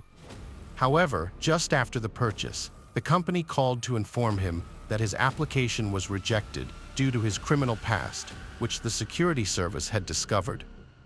Brett was devastated by the news and felt like giving up. He questioned the point of continuing with the interview process if no one wanted to hire an ex-criminal, regardless of his attempts to reform. Disheartened, Brett decided to abandon his university studies and instead use the money his mother and brothers had given him to finance his wedding to Kristen. He didn't inform his family or counselor about his decision to drop out of university, nor did he share the news about being rejected for the engineering job. Brett created a false image of himself as a successful businessman. He'd dress up in a suit and tie, then change into painting clothes on his way to work. He lied to his relatives, telling them he worked in an office, and supported this fiction by posting photos on social media that he downloaded from the internet. When he was with his family, Brett would often pretend to receive important work calls, making excuses to take care of urgent business matters. He was skilled at deceiving those around him, and no one suspected that he was actually just a house painter. In September 2016, Brett's 5-year relationship with Kristen was nearing its climax as they planned their wedding. He even agreed to rent an expensive restaurant that would cost $100 per guest. The Ryan family was overjoyed, believing that Brett had finally turned his life around, with a prestigious job, a fancy apartment, and a beautiful fiancée. Brett's lies had spiraled out of control, and there was no escape from the consequences. With the wedding only a month away, he had invested heavily in the event. To foot the bill, he repeatedly borrowed money from his mother, and when she could no longer help, he shamelessly demanded that she get a better-paying job. Around the same time, he planned an extravagant bachelor party in August, inviting all his friends and brothers. As his web of lies began to unravel, Brett confided in his counselor about the situation. For a year, he had deceived his family into believing he worked as an engineer for a technology company. The psychologist was dismayed that his longtime client had gone astray again and advised Brett to confess everything to his mother. After much contemplation and procrastination, Brett finally came clean to her. His mother was outraged, having proudly told everyone about her supposed wonderful son. She insisted that Brett reveal the truth to Kristen, threatening to expose him herself if he didn't comply. Moreover, she warned him that his brothers were already aware of the situation and sided with her. Brett couldn't muster the courage to confess to Kristen, having struggled to tell the truth to his mother in the first place. Brett knew the wedding was only a month away, but he remained silent about his lies, even though it would be better for Kristen to know the truth beforehand. He was unsure what he was hoping to achieve by keeping quiet, but he couldn't shake the thought that his mother might expose him to Kristen, causing a scandal. Every time Kristen's phone rang, Brett's heart skipped a beat, fearing it was his mother calling to reveal his secrets.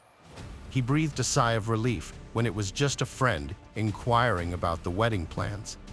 Desperate to stop his mother from interfering, Brett hatched a sinister plan. Because he was not allowed to use firearms due to his previous robbery conviction, he decided to use a crossbow, a silent and deadly weapon. Brett had learned how to shoot a crossbow from his late father, who used to practice target shooting in their garden. Though his father had taught him well, he never intended for Brett to use this skill for harm. Brett purchased the crossbow and arrows from a sporting goods store and hid them away, preparing to carry out his disturbing plan. Brett created an alibi to deceive others into thinking he was at home all day. He rigged a fan to turn on at a set time, which then moved a spoon across his computer keyboard, automatically posting pre-written comments on YouTube videos. On August 25th, Brett dressed in disguise to conceal his identity and left his house through the back door to avoid detection by security cameras. He took a train to his parents' house, intent on taking care of anyone who might threaten his and Kristen's well-being. When Brett arrived unexpectedly at his parents' house, his mother Susan was taken aback. Despite her poor health that day, Brett persisted in trying to convince her not to tell Kristen anything, eventually becoming angry and aggressive. Susan sensed something was wrong and, intimidated by her son's intense behavior, warned him that she had already called Christopher and he was on his way to their location. Brett's anger and adrenaline surged out of control as he ran to the garage to grab a crossbow. However, his emotional state prevented him from making a clear shot, so he instead used the butt of the gun to bludgeon his mother. To ensure she was dead, he placed plastic bags over her body and tightened a rope around her neck. Brett then loaded the crossbow with arrows and hid in the bushes, waiting for his brother Christopher to arrive. When Christopher called out for their mother or brother, Brett shot him in the neck from behind, causing his death within minutes. Susan, their mother, had also called their youngest brother Alexander, who was also shot in the neck, but the arrow didn't go deep enough, and he began screaming for help. Throughout the chaos, Leland was oblivious to the violence unfolding in the garage and garden, unaware that his own brother was committing the crimes. He slept in his second-floor room until a scream disturbed him. Rushing downstairs, Leland found Brett trying to strangle Alexander, and a fierce fight broke out between the two brothers. Once Leland gained the upper hand, he pushed Brett aside and ran to the neighbors to call the police. Brett realized he was trapped in the house with no escape, overwhelmed by the consequences of his actions. He acknowledged that he had ruined his life and there was no turning back.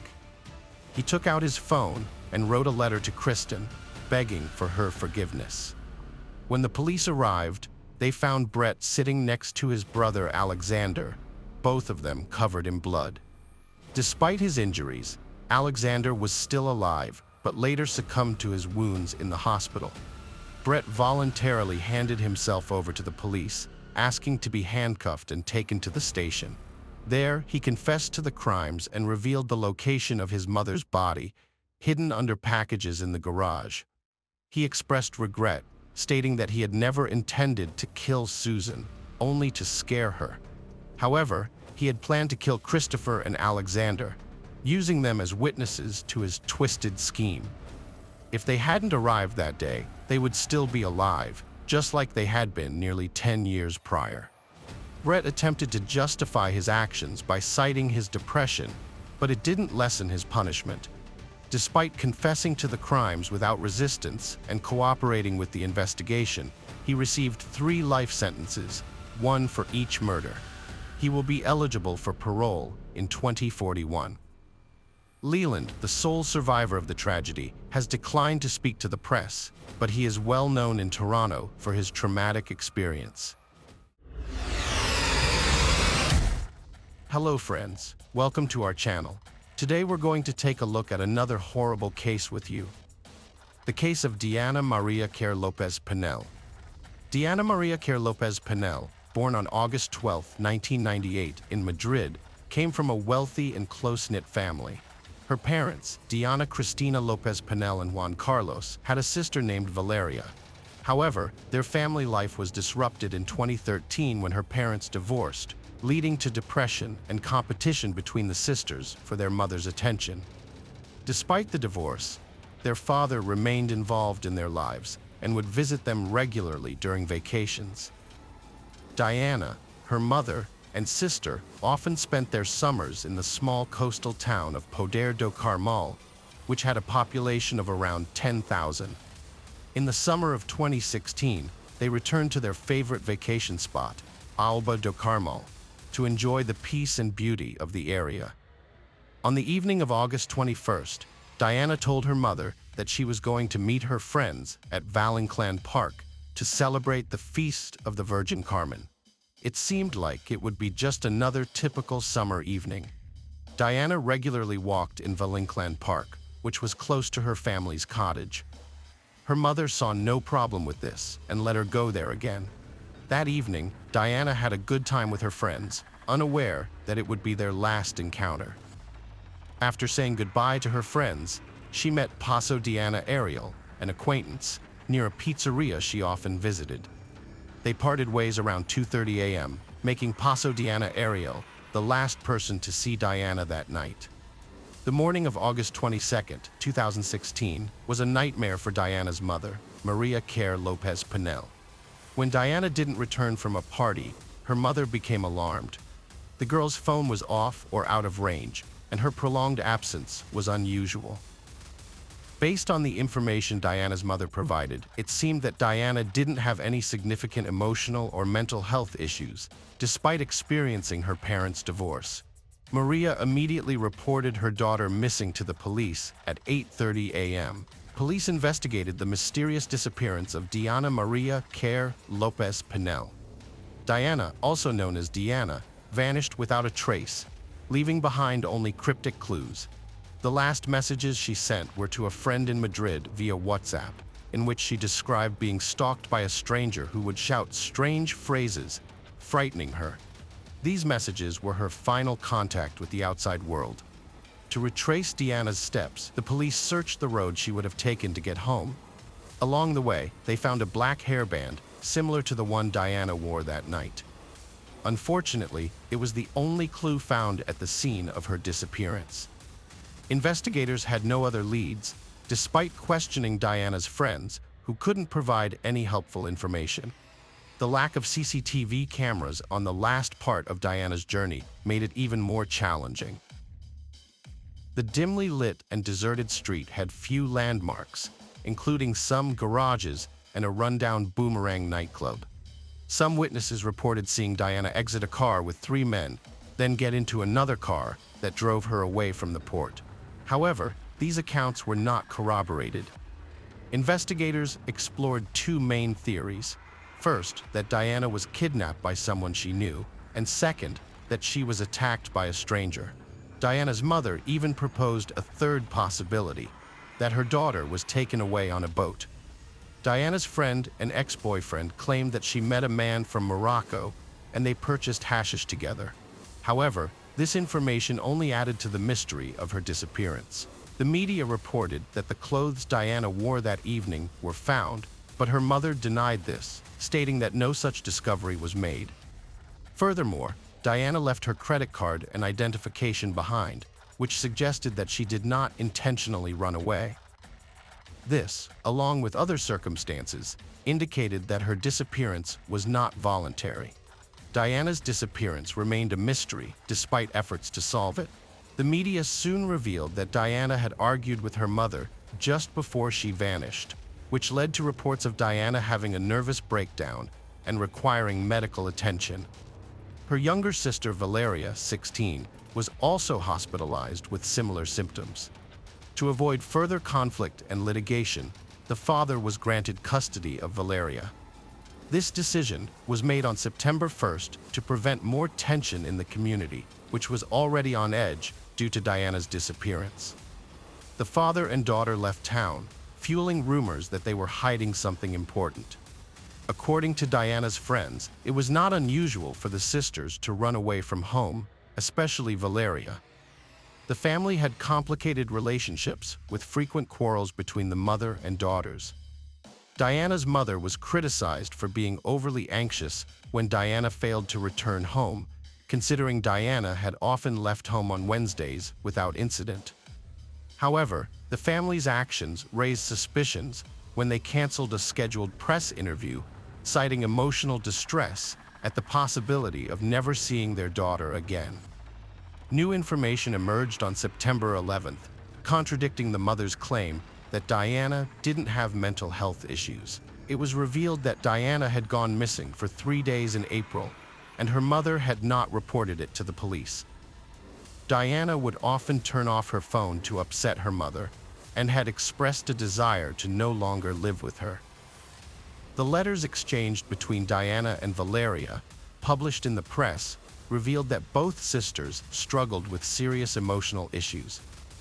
Valeria's problems were severe enough to land her in the hospital multiple times in the past year, including an incident where she had to have her stomach pumped due to a prescription drug overdose. With the investigation into Diana's disappearance stalled, prosecutors have shifted their focus to investigate the alleged abuse of Valeria, the youngest daughter of the Lopez Panel family. Meanwhile, the search for Diana continues at full speed, with investigators working intensively to uncover the truth about her disappearance. Forensic experts analyzed various items belonging to Diana, including her toothbrush, comb, computer, diary, and prescription drugs, but found no leads. They also questioned her acquaintances, such as a Moroccan man she had a brief relationship with, but, again, no conclusive results. Despite extensive searches in the surrounding areas, the investigation remained stagnant. The search efforts focused on the mountains, forests, rivers, and lakes near the disappearance site, but Diana's phone signal was last detected in the Tarragon area, 13 miles away from her family's location, around 3 a.m. on the night of her disappearance. 72 days passed with no resolution, and all leads remained unconfirmed. However, the police did find a phone matching Diana's, which her father confirmed belonged to her. In a surprising twist, Diana's Facebook profile was activated 2 months after her disappearance, prompting friends and relatives to notify the police and provide screenshots. The Remind Password function had been used to bypass entering profile login details, leading to 2 possible explanations. Diana might have forgotten her password, or an attacker was attempting to access her profile. Unfortunately, Diana's phone, which could have held crucial clues, failed to provide any insights into her mysterious disappearance. On November 10, 2006, investigators finally identified the driver of the car in which Diana was last seen. Significantly, this individual had a prior record of human trafficking charges. However, details about his potential involvement in Diana's disappearance were kept under wraps to avoid jeopardizing the ongoing investigation. A pivotal incident occurred on December 25, 2017. A girl was accosted by a man who demanded her phone and threatened her with a weapon. The frightened victim screamed for help, and a passing couple rushed to her aid, rescuing her from the assailant who tried to drag her into a car.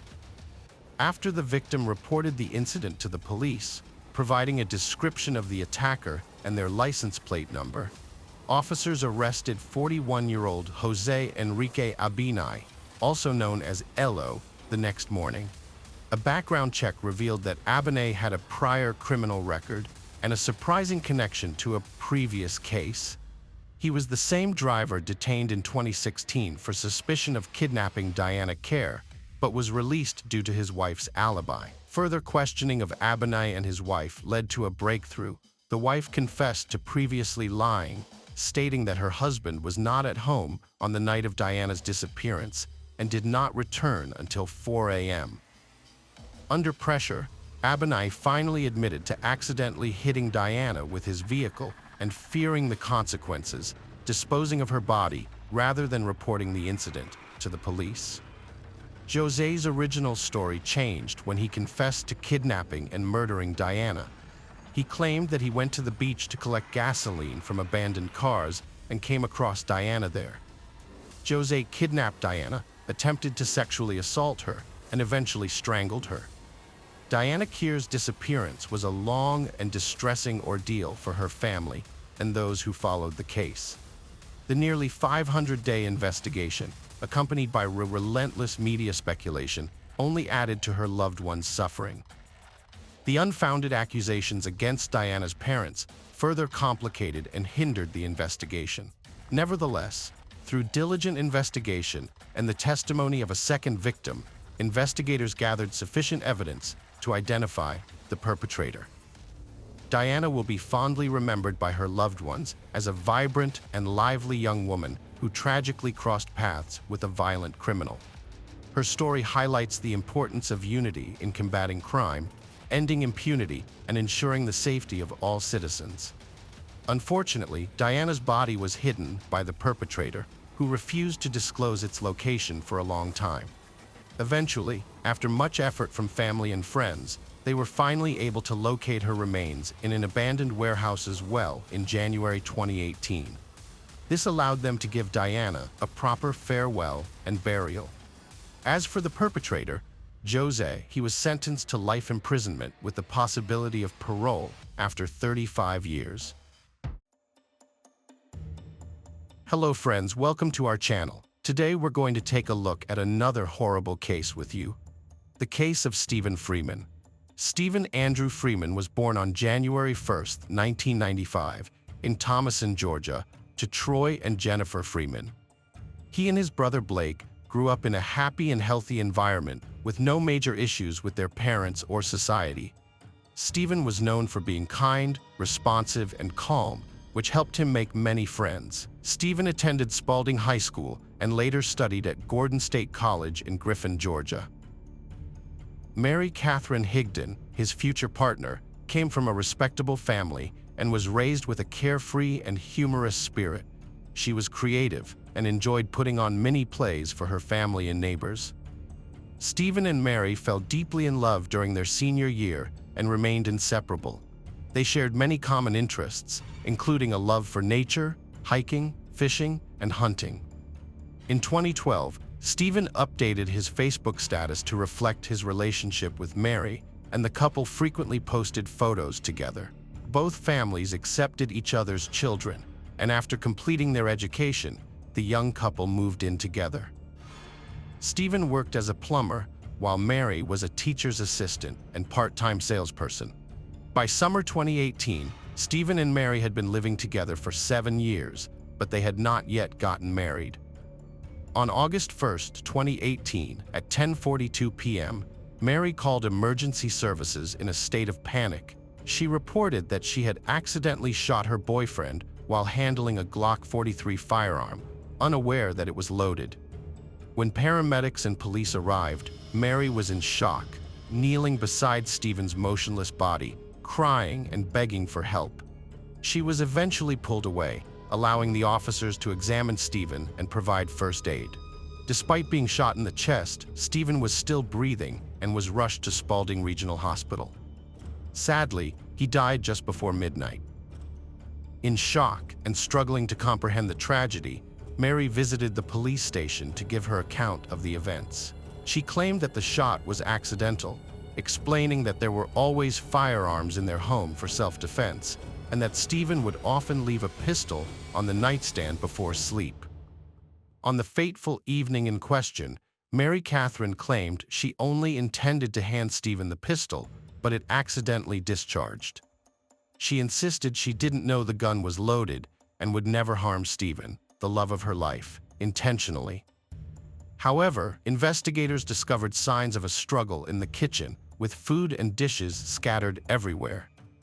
Detectives Adam Trammell and Chris Wilson found Mary's story highly unlikely and decided to investigate further. They questioned Mary again, using pressure tactics to get to the truth. Eventually, Mary confessed to shooting Steven in anger during an argument. She revealed that she wanted to leave him, and the argument escalated. The investigators recorded the conversation, but unfortunately, most of the recording was lost due to technical issues. Further investigation showed that the pistol couldn't have fired accidentally, as it required a deliberate trigger pull. Moreover, the bullet's trajectory indicated that the pistol was pointed directly at Steven. The detectives also questioned Mary's behavior, suspecting she was overacting and exaggerating her distress. It was also revealed that Mary worked at a gun store where she received thorough training on handling firearms. This meant she knew how to safely handle the pistol, making the accidental discharge scenario unlikely. The investigation uncovered inconsistencies in Mary's statements, including a claim that she tossed the pistol to Steven, causing it to discharge. This contradicted her initial statement that she was simply handing him the pistol when it fired. Mary's changing statements worked against her, suggesting she was lying and trying to conceal her guilt. She was detained and charged with multiple crimes, including felony murder and aggravated assault. During the trial, Lieutenant Wilson disputed Mary's claim of an accident, instead arguing that she had planned and executed the crime deliberately. A key piece of evidence was the presence of cooking grease on the pistol's slide, which Mary explained was due to her preparing dinner for Steven that evening. Friends and relatives of the couple described their complicated and tumultuous relationship, marked by frequent arguments and instances of Mary threatening to harm Steven or herself with a weapon. Despite the complexities of the case, the evidence ultimately pointed to Mary's guilt. Steven and Mary Catherine had a tumultuous relationship, with many weapons present in their home. 2 days before the tragedy on July 30, 2018, they exchanged warm messages wishing each other a good day. However, the next day, Steven told his mother he wouldn't return home to that devil and stayed at his friend Thomas's place. On August 1, 2018, when Steven didn't come home, Mary sent him hundreds of messages begging him to return. She prepared dinner and waited for him, later learning he was at Thomas's place and going to pick him up. They encountered each other on the road, and Mary shouted that she was waiting for him at home for dinner. Steven replied that he was coming home. However, the evening ended in tragedy instead of a reconciliatory dinner. The police initially believed the case was a premeditated act driven by Mary's anger, but her defense team revealed a different side to their relationship. At her trial on June 17, 2019, Mary Catherine Higdon refused a plea deal for life imprisonment, insisting she couldn't harm Steven because he was the love of her life. Mary claimed the incident was an accident and that she loved Steven. She also accused him of abusive behavior, stating that he hit her twice and forced himself on her on the day of the tragedy. Friends and relatives testified that Mary was furious because Steven often ignored her messages and calls. On the night of the incident, Steven refused to eat the dinner Mary had prepared, which was the final straw for her. She couldn't hold back and fired at him. The prosecution presented physical evidence, including grease on the pistol and a sheet with bloodstains, showing that Steven was not attacking Mary, but was sitting still on the bed when she shot him. In court, Mary finally gave a truthful testimony, describing Steven as a harsh and controlling tyrant who had repeatedly hit, shaken, and threatened her. She confessed that he had constantly controlled and manipulated her, driving her to despair with unreasonable jealousy. The defense presented ample evidence to support her claims, including text messages that raised questions about who was the real tyrant and betrayer in the relationship. Steven's message snippets suggested that he had insulted Mary Catherine and threatened her. However, what really sparked his anger was more disturbing. According to his friends, Steven was furious with his girlfriend because he believed she had been unfaithful, which Mary denied. Mary Catherine claimed that Steven had assaulted her twice before, and she feared he would hurt her again on August 1, 2018. That's why she took action in self-defense. The defense presented an expert and close relatives of Mary who could testify to the domestic violence.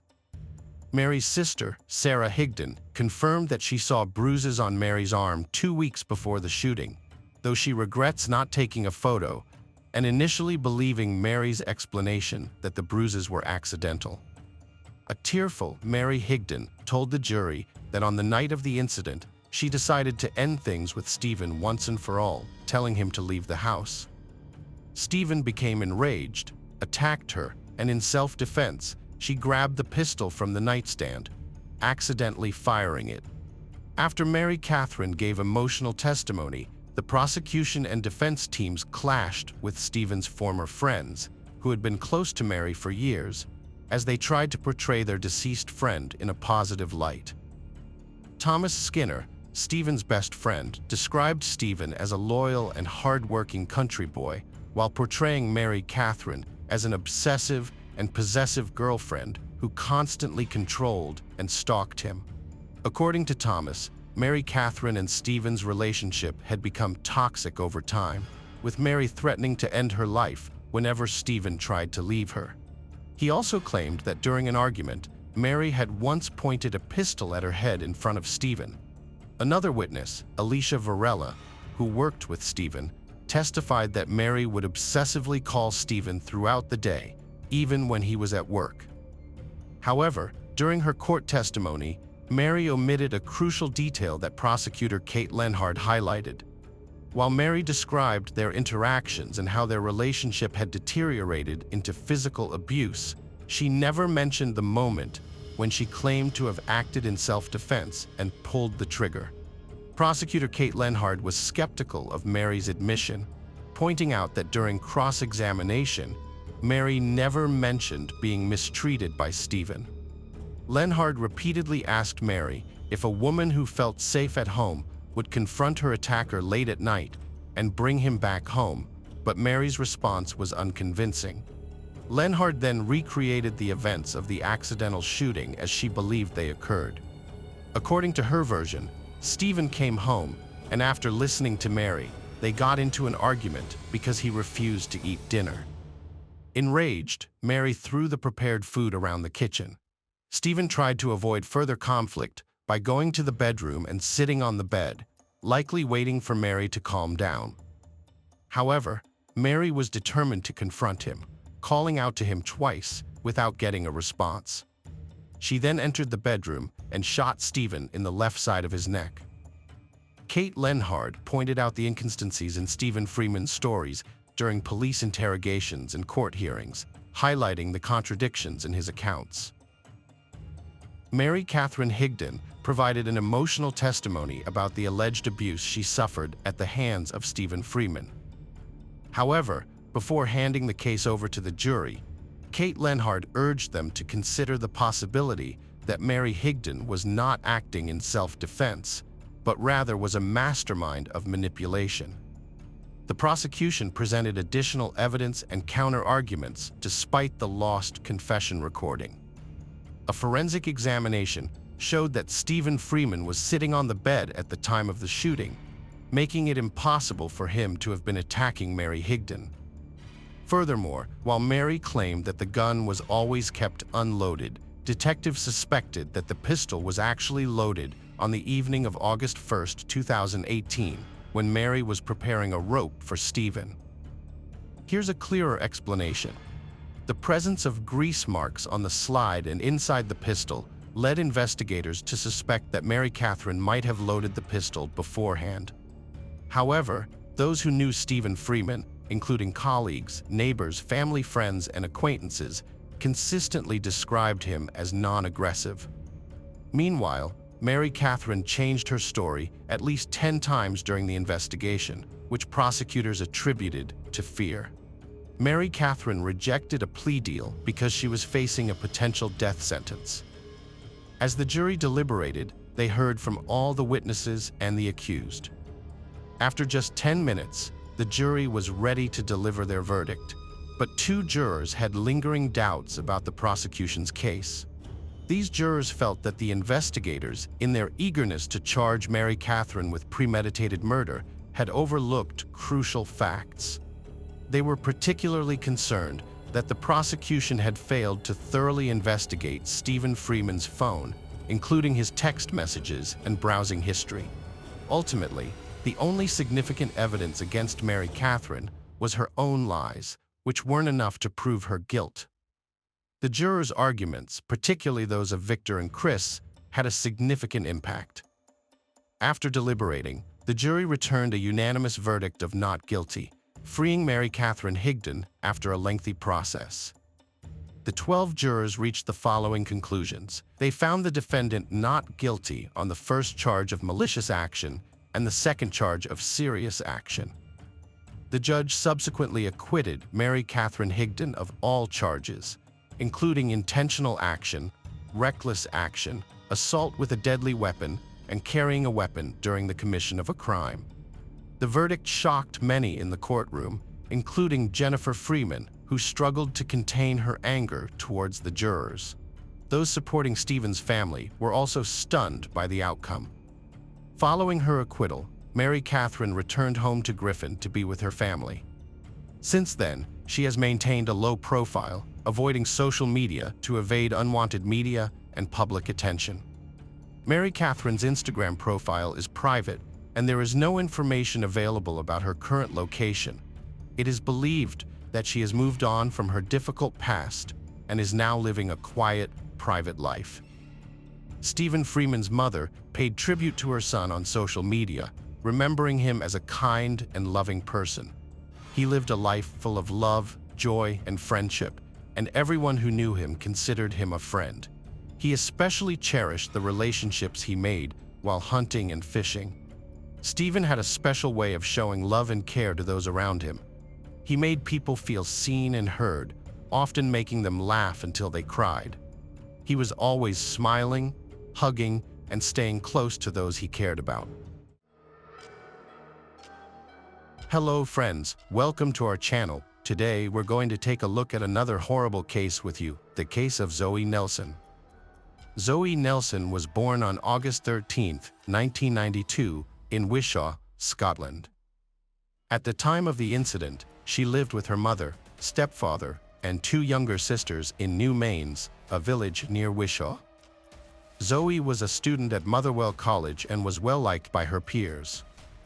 However, Zoe's life was complicated by a rivalry with her 16-year-old sister Laura Ann, who was also involved with the same boyfriend. This led to tension between the sisters. On May 22, 2010, the situation escalated when Laura Ann saw Zoe talking to a 20-year-old man named Robert Bain outside their home.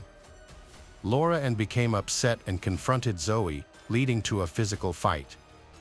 Their mother, Marianne Nelson, intervened, telling Zoe to leave. Zoe obeyed and did not go back home. Later that night, around 11 p.m., locals reported seeing someone starting a fire in a nearby wooded area known as Monkey Hill. The smell of smoke drifted to nearby homes, but no one suspected anything out of the ordinary at the time. A local resident, Stuart Bell, found a charred body in woods near home on May 23, damaged in fire. As news of the discovery spread, the police cordoned off the area and began investigating. Zoe's family had been trying to contact her since the previous day and were informed of the discovery. Her mother, Marianne Nelson, reported her daughter's disappearance to the police. Marianne Nelson described Zoe as a typical 17-year-old with many friends. The family appealed to the public for any information that could assist the police in their investigation. The investigation into Zoe's death involved an in-depth examination of the crime scene. This took several days to complete and required the efforts of at least 50 police officers. On May 26, police shared a crucial piece of surveillance footage showing Zoe visiting a local store just hours before her death. This footage was essential to the investigation, as it allowed police to reconstruct Zoe's final hours and ultimately piece together the events leading to her death. A key piece of evidence was found at the crime scene: that a distinctive red plastic sombrero cap from a Sierra Silver tequila bottle, which was discovered near Zoe's body. On the other side of a small walkway, police found an empty tequila bottle. Forensic experts later determined that Zoe's body had likely been exposed to fire for approximately 7 hours. The official cause of her death was undetermined. By May 28, police collected witness statements, including one who saw a violent, intoxicated man with Zoe and another who saw her with a man with a tattooed face. On May 28, 20-year-old Robert Bain walked into the police station, appearing heavily intoxicated and slurring his words, to make a statement. He claimed to have been in Motherwell a few days prior and mentioned that a man named Stuart Campbell had gotten on the bus with him during his return trip. When Robert Bain was formally arrested, he claimed that the last time he saw Zoe Nelson was on the morning of May 22, when he ran into her by chance at the local newsstand where he had gone to buy cigarettes. A DNA test was conducted on a swab taken from Zoe's hand, which revealed the presence of her own DNA, as well as DNA from another person that matched Bain's DNA. The forensic expert explained that the DNA found on the bottle cap likely came from both Zoe and Bain drinking from the bottle and then putting the cap back on. The scientific evidence suggests that Bain's DNA was deposited on Zoe's right palm and between her fingers. Robert Bain was accused of causing Zoe Nelson's death based on multiple eyewitness accounts and DNA evidence. Despite this, he pleaded not guilty and acted defiantly, even confronting one of the investigators. He also denied a previous altercation with Zoe. The trial of Robert Bain began on March 1, 2011, where he claimed to be innocent. However, Zoe's teenage friends testified that Zoe had told them a week before her death that her injuries were from a fight with Robert Bain. Zoe had confided in her friends that Bain was controlling, unstable, and prone to anger over minor issues, and that he restricted her from socializing with some of her friends. Although Zoe's relationship with Robert Bain was not serious, given that he had only been out of prison for 2 months, he had a significant influence over her. Moreover, Bain also had a romantic relationship with Zoe's 16-year-old sister, Laura Ann, who was equally involved with him as her sister Zoe. Before Zoe's body was found, Laura Ann already knew her sister was dead, a secret she kept for 5 days. During the trial, it was revealed that Bain had taken Laura Ann to the location of her sister's body, a fact the police had not previously disclosed. Laura Ann described the morning of May 23, the day after her argument with Zoe. She went to Bain's address to return some clothes, and when she arrived, she found him nervous and drinking vodka. He then took her to a location where he showed her something.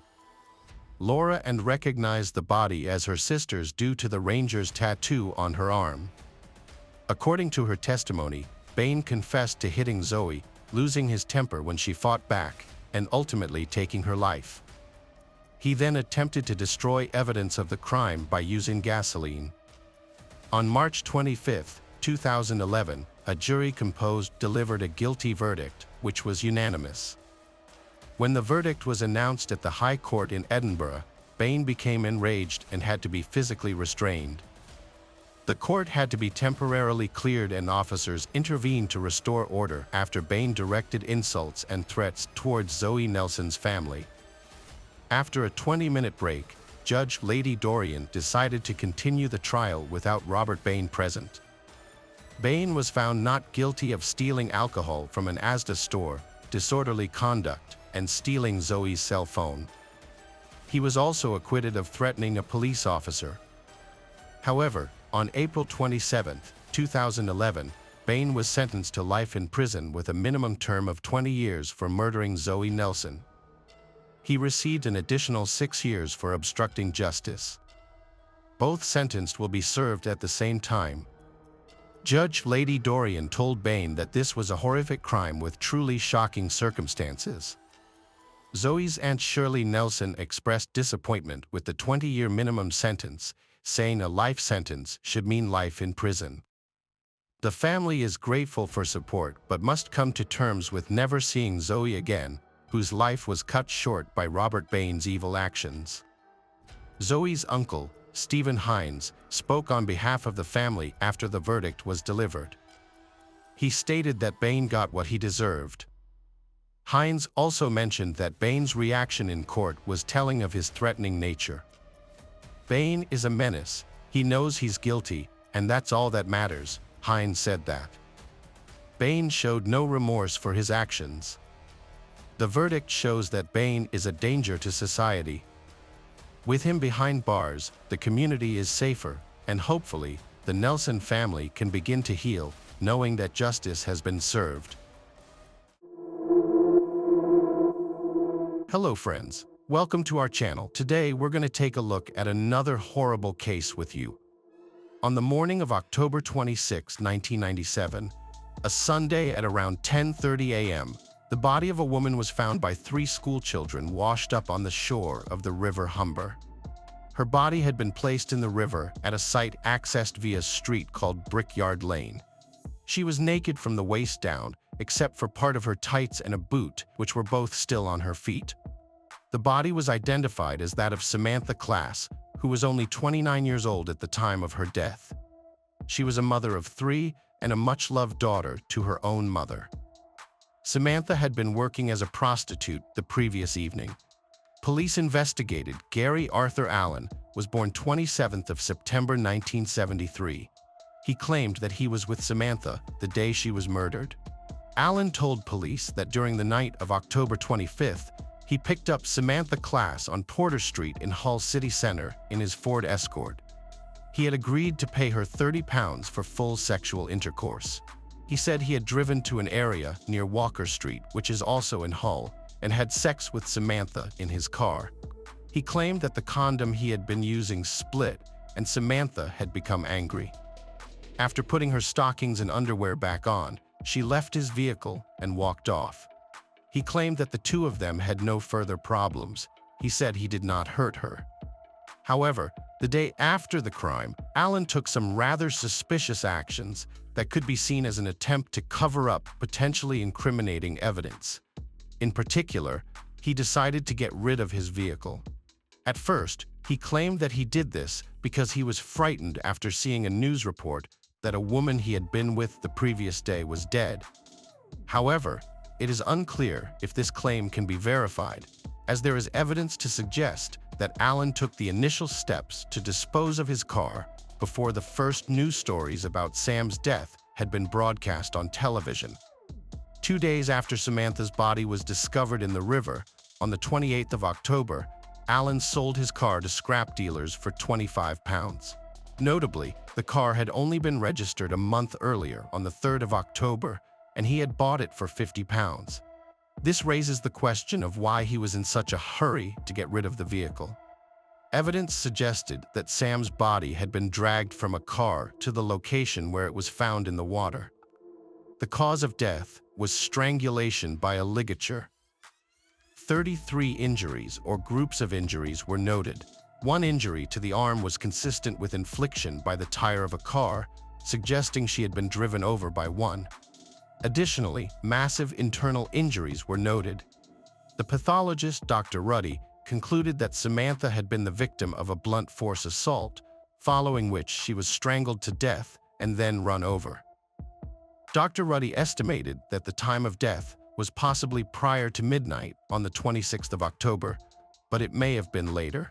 On the night of her tragic demise, Samantha Class's lifeless body was discovered, and a thorough examination of her undergarments, which were retrieved from the crime scene, revealed no discernible traces of male DNA. However, upon further investigation, the presence of semen from 2 unidentified males was detected within her body. One of these individuals came forward and admitted to having been intimate with Samantha a few days prior to her untimely death. But after questioning, he was promptly eliminated as a suspect in the ongoing police investigation. The identity of the second male remained a mystery until July 1998, when Gary Allen was apprehended for driving under the influence of alcohol. It was during this arrest that Allen's DNA was collected and subsequently entered into the police database. Upon comparing the DNA evidence, it was determined that Allen's genetic profile was a match to the second set of semen found on Samantha's body. According to the expert opinion of the forensic scientist assigned to the case, it was concluded that Samantha's undergarments had not been put back on her body following the most recent sexual encounter. Moreover, it was discovered that Allen was well acquainted with the specific location where Samantha's body was found, as he had previously resided on Brickyard Lane with his aunt when he was just 16 years old. Despite the compelling evidence linking Allen to the crime scene, a crucial piece of evidence in the form of the vehicle present at the time of the murder was not available for examination. Nonetheless, the police were confident that they had apprehended the right suspect, and on November 17, 1998, Gary Allen was formally arrested and charged with the murder of Samantha Class. Over the course of the investigation, Allen was subjected to 5 separate interviews with the police as they built a case against him. Eventually, Allen conceded that he had indeed picked up Samantha on the evening of her murder. However, despite this admission and the mounting evidence pointing to his guilt, the jury was not entirely convinced beyond a reasonable doubt that they could convict Allen of the crime. Throughout the trial, Allen was accused of lying and deceiving the court, and apparently, he did so quite effectively. In January 2000, Gary Allen was acquitted of the murder of Samantha Class, leaving her family and loved ones without the closure and justice they so desperately sought. Local press commentary at the time of the crime described Allen as a psychopath with a dangerous aversion to women. Similarly, a book on sex work and violence in the UK quoted experts who warned that Allen would attack as soon as he was asked for money. Unfortunately, this accurate assessment proved true in the following years. In the month of February, Allen relocated from his residence in the northern region of England to the city of Plymouth, situated in the southern part of the country. Not long after Allen had settled into his new surroundings, 2 vicious attacks took place in Plymouth, one occurring in March and the other following in April. These brutal assaults bore striking similarities to the tragic fate that befell Samantha Class, as they targeted female individuals engaged in sex work and involved the horrific act of strangulation. The first of these heinous crimes transpired on the 29th day of March, a mere 35 days after Allen had been exonerated of any wrongdoing in the murder of Samantha. On that fateful day, Allen approached a woman who was working as a sex worker in Plymouth at the time. He expressed his desire for oral sex, to which she consented. However, once the two had relocated to a more secluded location, Allen suddenly and violently seized the woman by her neck, applying a crushing force to her throat, while simultaneously pulling her down to the ground with his hand, leaving her utterly helpless and gasping for air. He insisted that he should not have to pay for any sexual services rendered. In a fit of rage, he forcefully struck her on the head with his closed fist, then proceeded to restrain her on the ground by pinning her down with his body weight. As she lay there helpless, he forcibly shoved his hand into her mouth, causing her to gag and choke. Throughout this brutal assault, he repeatedly berated her, calling her vile names and telling her that she was the lowest form of life on the planet, the very scum of the earth. This savage and terrifying attack only came to an end when a passerby happened to interrupt, causing Allen to flee the scene. The woman was left traumatized, with visible injuries including trauma to the inside of her mouth, dark bruises on her body, and deep scratches marring her face. A couple of weeks later, again in Plymouth, he approached a second woman working as a prostitute in the city's red light district. When she requested payment up front, he put his arm around her neck and squeezed her throat with the crook of his elbow. He then dragged her backwards, put his hand over her mouth, Allen punched her in the head repeatedly before running off following the arrival of the police. Allen was located and charged with both assaults. On September 21st, he was convicted of indecent assault and assault occasioning actual bodily harm, and on December 8th of the same year, he was sentenced to 5 years and 6 months imprisonment with an extended license period of 4 years and 6 months. Allen was released on license twice, a form of release in England, similar to parole, where a prison sentence is shortened and the individual is released with certain restrictions imposed on their movements and behavior. In 2003, during an interview with probation officers, Allen spoke openly about his mindset. The officers reported that during his time in custody, he outright refused to participate in any rehabilitation or sex offender treatment programs. Numerous psychiatric reports concluded that he posed a high risk of sexual reoffending. While serving his sentence, Gary Allen admitted to the probation service that he had carried out and planned both attacks.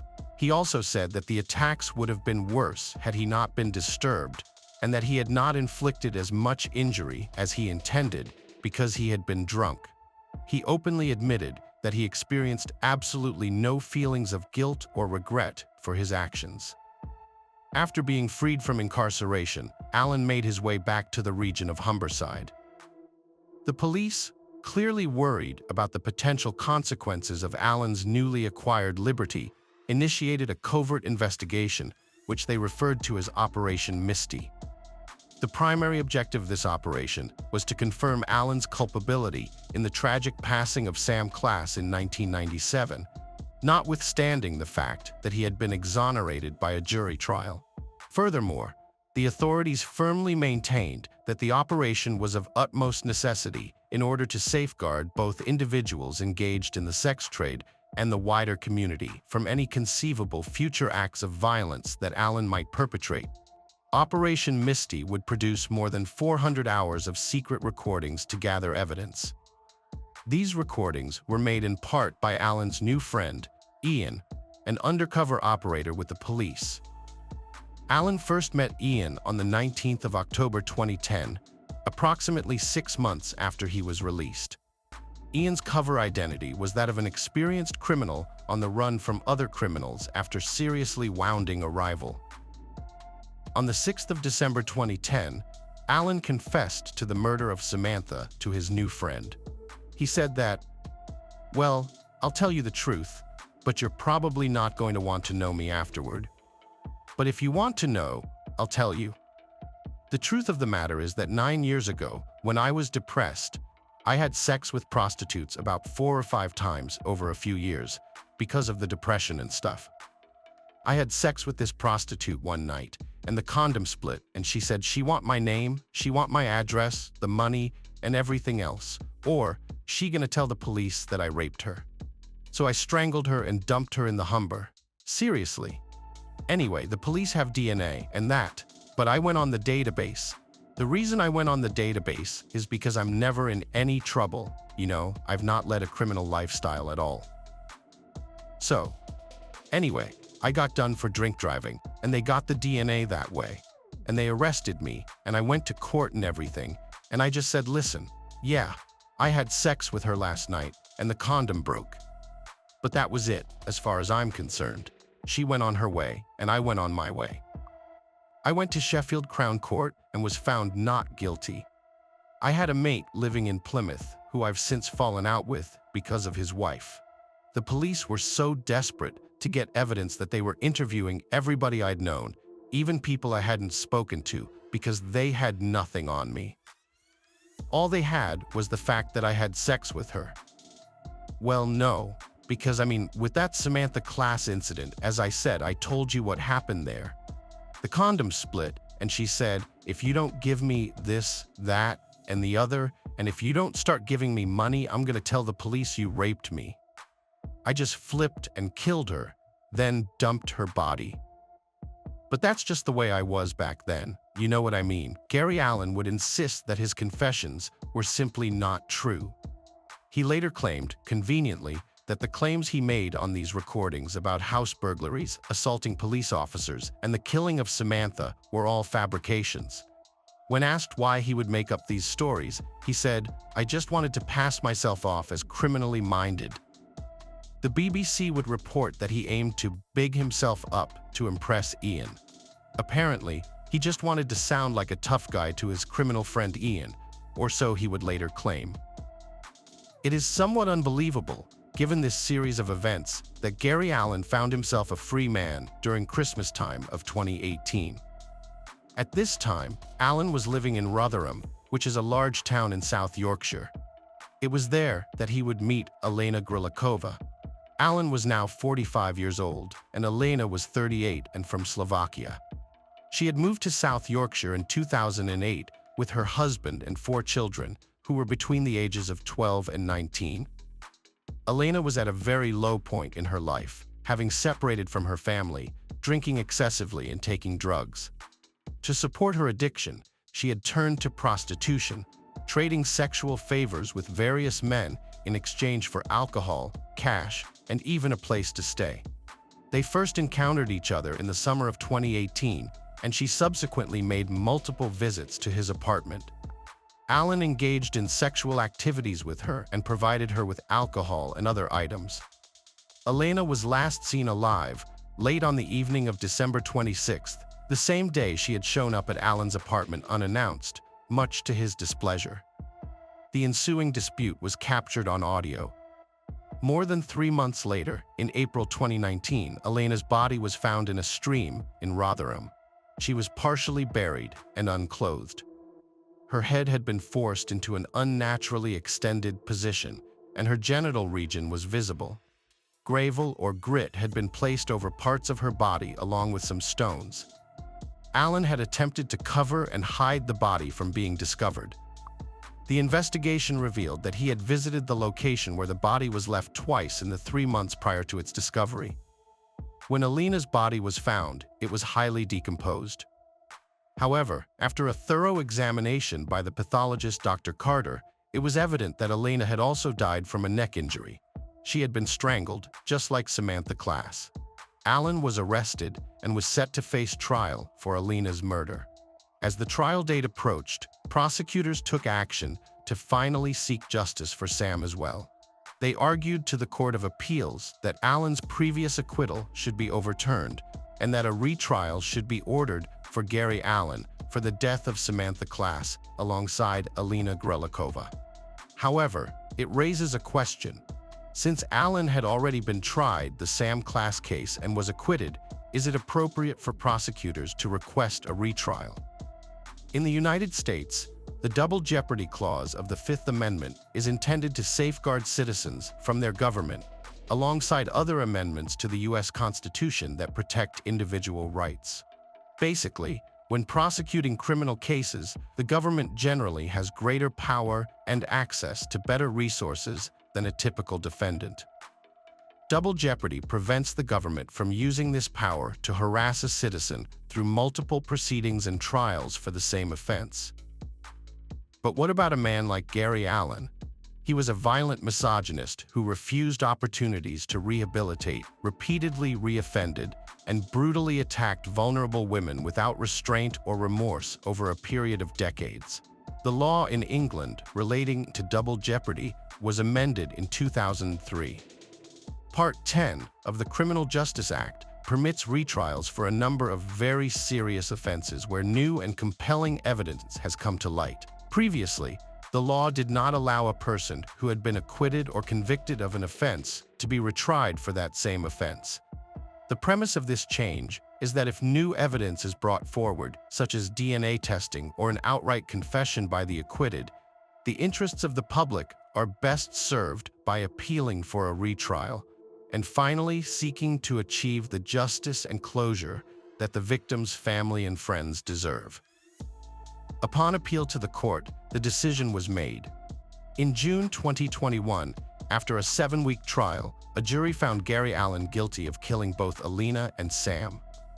After the verdict, one of Sam's children, her daughter Sophia, told the BBC News Service that the death of her mother had left her and her family broken into pieces. She described Samantha as caring, gentle, and strong. It took 24 years for Sophia and the rest of her family to receive their justice. At Alan's sentencing, the judge highlighted the grief caused by the crimes. He said to Alan, "The profound and lifelong grief which has been caused to them by your wicked murder of their mother, their wife, their sister, or their daughter is almost palpable." Gary Allen was then given a sentence of imprisonment for life, with a minimum sentence of 37 years in prison. So, what do you think of the concept of double jeopardy and how it played out in this case? Hello friends, welcome to my channel. Today, we're going to take a look at another horrible case with you. The case of Savannah Greywind.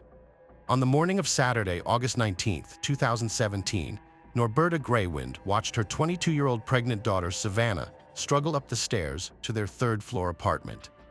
It was a hot day, and Savannah, who was 8 months pregnant, could barely walk on her swollen legs.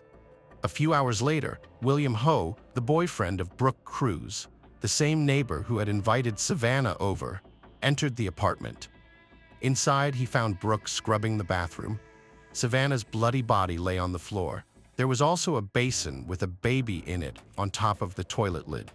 When William saw this, Brooke held out the infant to him and said, "This is our baby. This is our family. Please help me." In a move that defied all logic, William helped clean up the blood. He carried bags of bloody towels and clothes out of the apartment. They wrapped bags around Savannah's body, securing them with duct tape and ropes before later disposing of her corpse. Broken families and death marked this tragic event, coinciding with a birth. William Hone told his co-workers that his spouse had given birth to a little girl named Phoenix the day after these events took place. In an ironic twist, the couple who took Savannah's life also named her daughter after a mythological bird known for dying and being reborn. In an interview later on, Brooke's boyfriend described his short days with Heisley Joe, the name given by her family, as beautiful days. He remarked how that baby made him feel like part of a happy little family for just 2 days. Savannah Greywind was born on August 9, 1995 in Burke County, North Dakota. Her father is an ordinary white American, while her mother belongs to the Spirit Lake Sioux Indian tribe. Including herself, she had 2 brothers, Joy and Casey, and a younger sister named Kayla. Norberta and Joe, Savannah's parents, were always very proud of their children.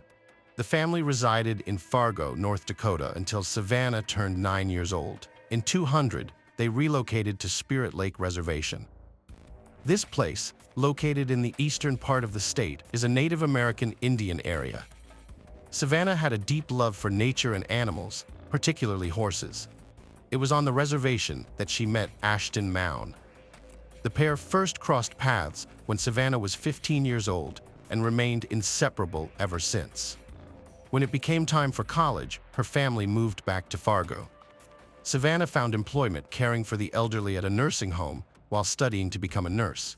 She was preparing to sit for her exam in September. By this period, Savannah was an expectant mother with her first child on the way. She and Ashton secured an apartment by putting down a deposit and planned to move into their new home in early September. For now, she stayed with her parents on the bottom floor of a 7-unit, 3-story apartment building.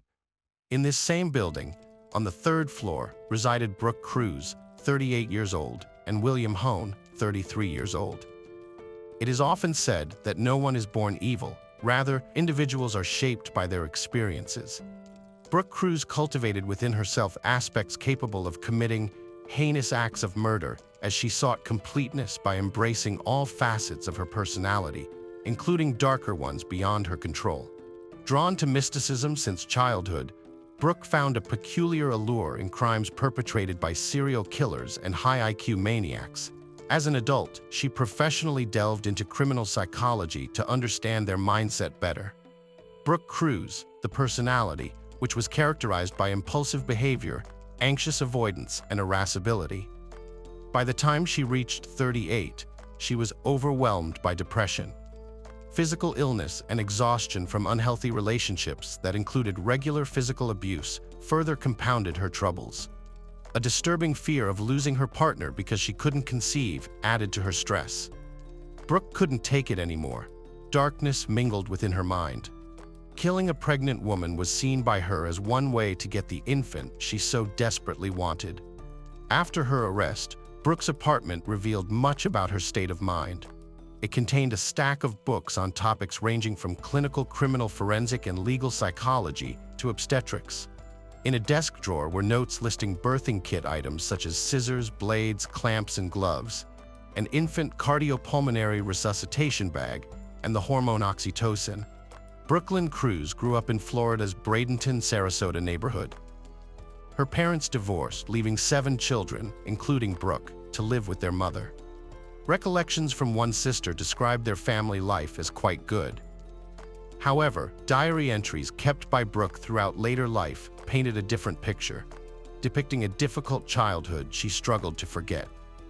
As she aged out of adolescence, Brooke's once caring and open-minded demeanor changed significantly. She became testy, but not aggressive, a troubled teenager among siblings who chose to stay with their father instead of their mother, who referred to him as a professional criminal. Life with her father didn't pan out well either. She subsequently found herself moving in and out of foster homes. From that point onward, the siblings lost touch with Brooke. They only learned that Brooke is the mother of at least 7 children through news coverage related to a shocking crime. At the age of 15, Brooke met Elle Edwards. In 1995, when she was about 17, she gave birth to a child in County, Florida. She left the infant with the father and moved away. A court ordered her to pay child support, but Brooke did not honor the court order. She remembered her daughter when she turned 14. Their communication was limited to a few Facebook messages in the evenings. Brooke worked as a waitress at the Chinese Dragon restaurant and as a sales representative and animal specialist at Petland Pet Store in Bradenton, Florida. In early 2002, at age 23, Brooke was jailed in Missouri for falsifying documents but was released on parole on August 31, 2002. However, she was arrested again and sent to jail in Hidalgo County, Texas, for a parole violation. In 2006, at age 27, Brooke married Carl Cruz, a carpenter from Minnesota. During their marriage, she gave birth to 2 children and worked as an administrative assistant in her husband's carpentry shop. Unfortunately, the marriage lasted only 3 years due to infidelity on her part. They divorced in June 2009. According to documents, custody of the children went to Carl. Brooke then moved to California without explanation. Throughout her life, one consistent activity for Brooke was keeping diaries and recording events meticulously. After a tragic event, these entries became public. The diaries revealed numerous romantic relationships marked by initial enthusiasm, heart-shaped marks around the edges. She returned to her now ex-husband's house after a trip to California. She registered on a dating site and began to study psychology in earnest. On the dating site tagged, the young woman met Andrew Murray, a chef from Katoomba, New South Wales, Australia. She decided to move to Australia in late 2011. In January 2012, an argument erupted over a child custody issue. During this conflict, Brooke grabbed a knife and attacked her ex-husband. Police arrested her and filed criminal charges. Brooke denied the knife attack, but chose not to wait for a court hearing. Instead, she fled to Australia using false immigration papers and married Andrew. This Australian marriage lasted exactly 6 months. Andrew discovered her American past, including her husband, children, and fake immigration papers. After uncovering these truths, his wife, according to Andrew, began threatening him with arrest for aiding and abetting. This led Andrew to go to the police himself and disclose everything just in case. Andrew recalled their marriage as being filled with conversations about maniacs. He later revealed that as early as 2012, Brooke was already obsessed with crime. She studied psychology and nursing and did her thesis on serial killers. From her words, she was always reading books about maniacs and crime and could tell you anything about them. Andrew observed that over time, Brooke became increasingly aggressive. It took 6 months and 10 days from her arrival until she returned to the U.S. in October 2012. On September 22, 2012, Brooke made a diary entry noting that she had changed significantly for the better after returning from Australia. She engaged in a lengthy custody battle for her 2 children. She might have had a chance for a new life if she reconciled with Andrew Murray, but instead met William Hone in late 2012. William Hone had been convicted of child abuse months earlier after bringing his son to the hospital with a fractured skull near his right ear in January 2011. Brooke fell in love with this man who was twice divorced, had 2 kids, didn't pay child support, had anger issues, and was under a court order for no contact with his children. Brooke was full of energy and desire for change, aiming to be her new self, take care of the kids, and move forward positively, and found herself employment. In 2013, Brooke transformed a hobby into a profession by enrolling at Minnesota State University in Moorhead. There, she took courses like social behavior, physiological psychology, cognitive theory, psychology of deviant behavior, and directed research. She had a keen interest in the psychology of serial killers. Initially, her relationship with William was wonderful. However, over time, the relationship turned codependent with joint use of alcohol and illegal substances. Brooke believed she was controlling well, but felt progressively worse. She began avoiding her children, changed jobs due to conflicts with staff, and became more engrossed in her psychological research into humanity's darker sides. On December 23, 2014, she lost her custody battle. Judge Waldemar of the Otter Tail County Courthouse granted temporary sole physical and legal custody of the children to their father, Carl. That same day, Brooke suffered a panic attack and was taken to the hospital emergency room with a diagnosis of post-traumatic stress disorder, PTSD, according to medical records. Years later, during her trial for murder, she would state that the events in 2014 marked a turning point in her life when she lost the ability to control her impulses and evaluate her actions clearly, though she did not specify what those events were. In January 2015, an entry appeared in her diary stating, "I feel like I started this relationship with a purse full of love coins, and slowly but surely, this purse is empty, and I just have nothing to give." She expressed that their intimacy wasn't the same as before. "About once a week he makes time for me. The intimacy lasts about 7 to 15 minutes. He doesn't care at all about my satisfaction." Brooke complained of his inattentiveness and became increasingly withdrawn. 5 months later, she was diagnosed with gallbladder disease. Physical and psychological deterioration set in. Brooke practically stopped leaving the house. In May 2016, police responded to a call. William Hahn had brutally beaten his girlfriend in the bathroom. He pleaded guilty to assault and was banned from approaching Brooke. 6 months later, police came again on a neighbor's call and found Hahn in Brooke's apartment. He pleaded guilty to violating the restraining order. They backed together after this, but a healthy moment never returned to their relationship. Brooke was unable to have children after an abortion in 2011. William, however, constantly demanded a child from her. In early 2017, after another fight, Brooke lied to Hahn about being pregnant to prevent him from leaving. She even emailed him a fake ultrasound picture and a photo of a positive pregnancy test. She found a recording of some random baby's heartbeat online and showed it to her partner, claiming it was their future child's heartbeat. By August 2017, they had another big fight. It became obvious there was no pregnancy.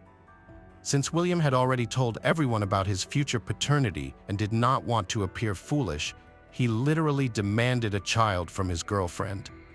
He mentioned the pregnant neighbor living 3 floors below them. Brooke Cruz later told police officers that she took William's demand as an ultimatum and believed he desired to take the baby away from Savannah, though this wasn't directly stated by him. Brooke had medical knowledge and began compiling a list of what she needed to induce labor. She anticipated and did whatever her young lover wanted her to do. On a Saturday afternoon in August, Brooke knocked on the door of a downstairs apartment and offered Savannah $20 for serving as a model for a dress Brooke was supposedly sewing. Savannah accepted before going upstairs to her neighbor's apartment. Before heading up, Savannah ordered pizza, expecting to have some when she got home later on that day.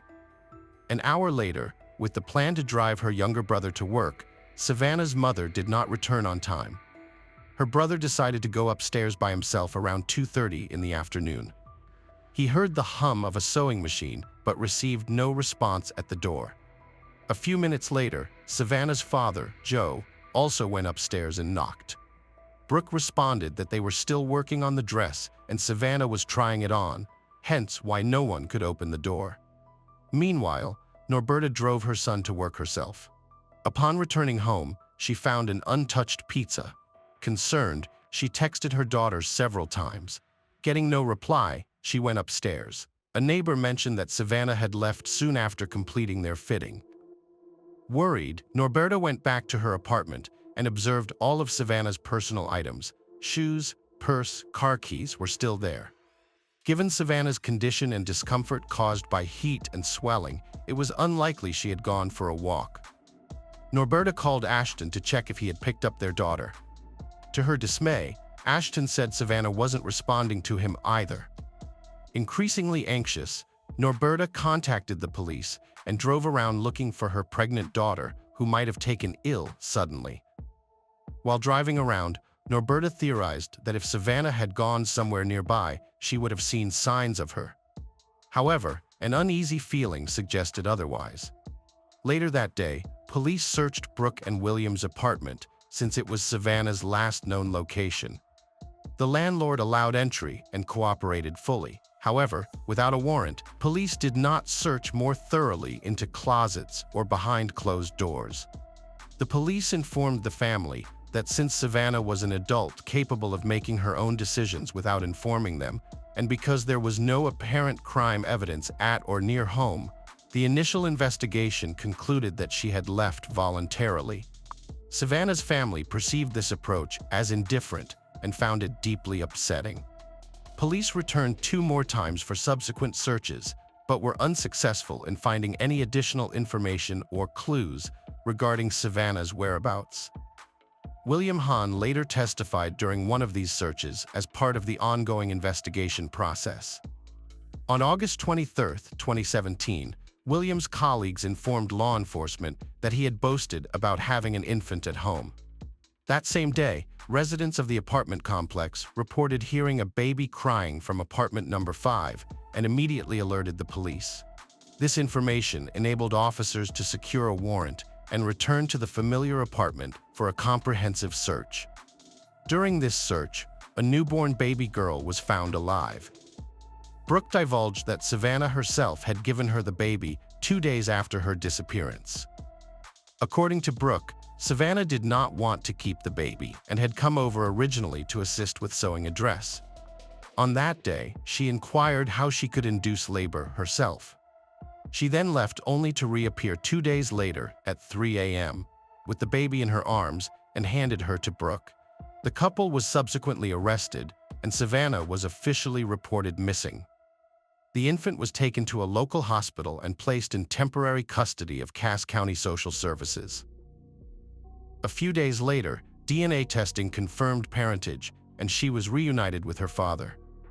For 3 additional days, police and numerous local residents scoured the valley in search of Savannah. Chief Todd urged property owners and landlords to inspect their properties, buildings, garages, outbuildings, and vacant apartments for any signs of intrusion or other indications that someone might have been there.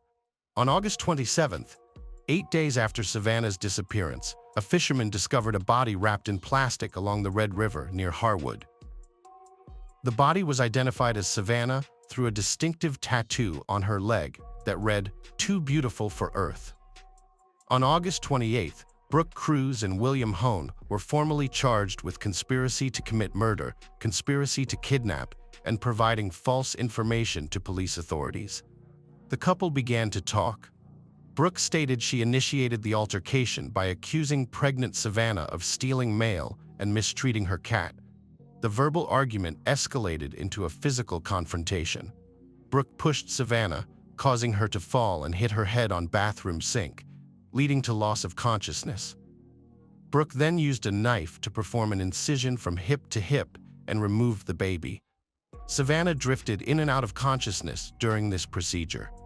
Under questioning, Brooke confirmed that William Hahn was unaware of the impending plan. According to her, when William arrived home, he entered the bathroom, saw Savannah, and inquired if she was alive. Brooke responded that she did not know and sought assistance. William briefly left the bathroom and returned holding a rope with which he strangled Savannah. Next, Brooke said they cleaned the floor and walls, then placed Savannah's body into a bathroom closet. When law enforcement arrived at their door, Brooke attempted to remain composed. The officers conducted a superficial search of the apartment without a warrant. Therefore, they couldn't inspect closets or dressers thoroughly. During these searches, according to the perpetrator, the infant was concealed under a blanket on their bed next to William.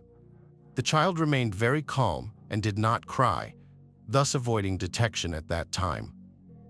By August 20th's third inspection, Savannah's body had already been moved into a dresser while the infant was hidden in a suitcase.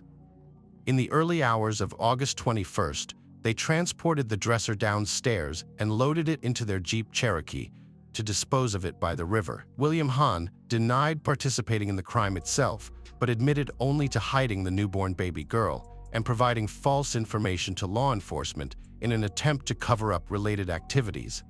Both Brooke and William were assigned bail set at $2 million each, an amount William described as unrealistic and unreasonable for any ordinary individual. Brooke crews a life sentence in prison without the possibility of parole. William's involvement in the crime wasn't proven during the trial. Additionally, it came to light that Brooke's cellmate, Jennifer Robinson, testified against her. According to Jennifer, Brooke disclosed that she strangled Savannah with a rope because she discovered Savannah's affair with William and suspected that Savannah's child might have been his. On September 28, 2018, a jury acquitted William of conspiracy to commit murder.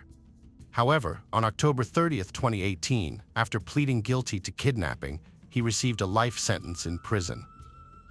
The following spring, in May 2019, William appealed to the Supreme Court. By October 7, 2019, at the sentencing review trial, Judge Olin, who initially sentenced William, indicated that despite the Supreme Court's dissent, he would still impose the harshest possible sentence at that time, 20 years in prison. Considering William had already spent 775 days behind bars by then, he must serve over 7 more years of his 20-year sentence. Baby Hazel remained unharmed despite such an unnatural delivery and is now 6 years old and attending kindergarten. Savannah's parents and the girl's father share joint custody. The grandparents manage a public Facebook page where they post updates about their granddaughter's well-being and activities. The case has gained significant attention, with Norberta being adamant that her daughter's disappearance wasn't taken seriously because Savannah was Native American.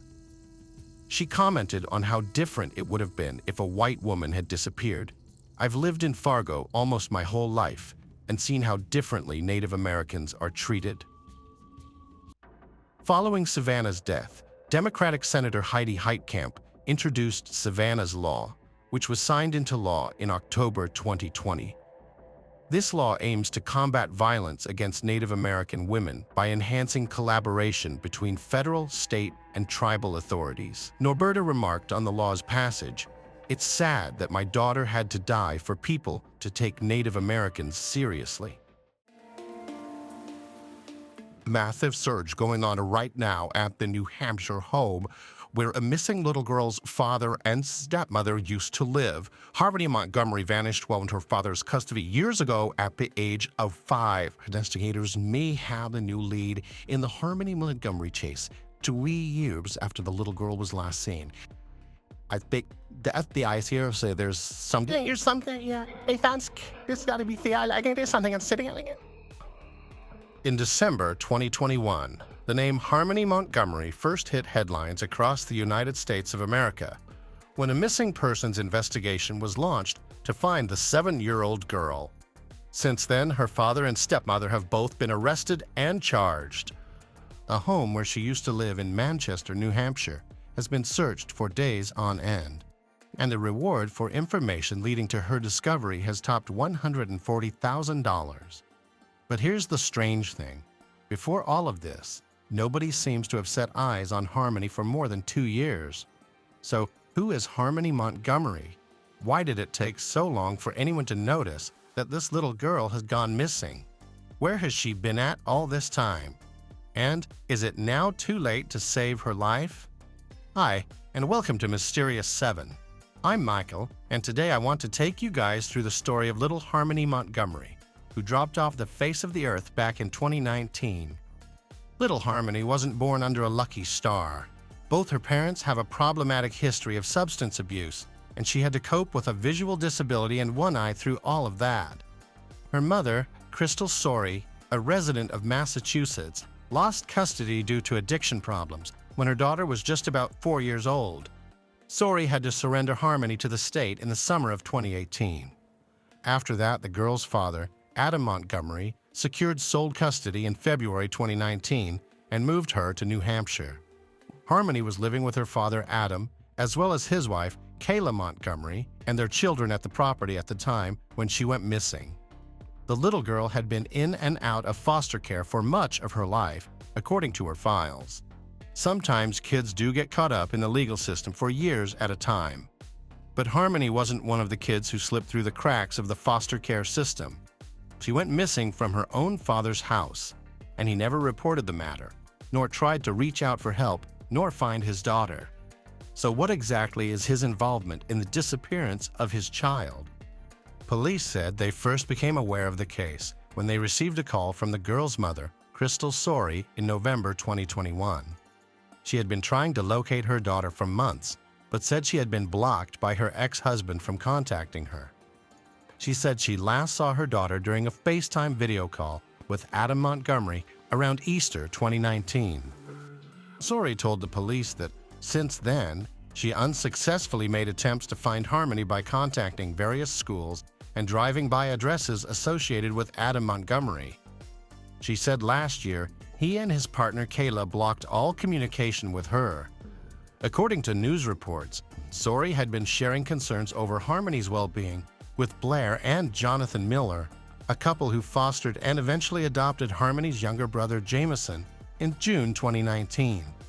The two were also actively trying to make a connection with Harmony and told Sorey multiple times they'd adopt her if the need arose. Harmony spent a lot of time in foster care with her younger biological brother Jameson. It seems that the couple, who said they repeatedly told Harmony's mother that they were willing to adopt the girl if need be, was very much interested in the hunt or the missing child. The couple actively tried to make contact with Harmony throughout the past 2 years, as they said Jameson missed her and that he'd cry at night for her. The couple said they weren't ever able to speak with Harmony and kept in touch with Sorey about her attempts to open a line of communication with the girl's father.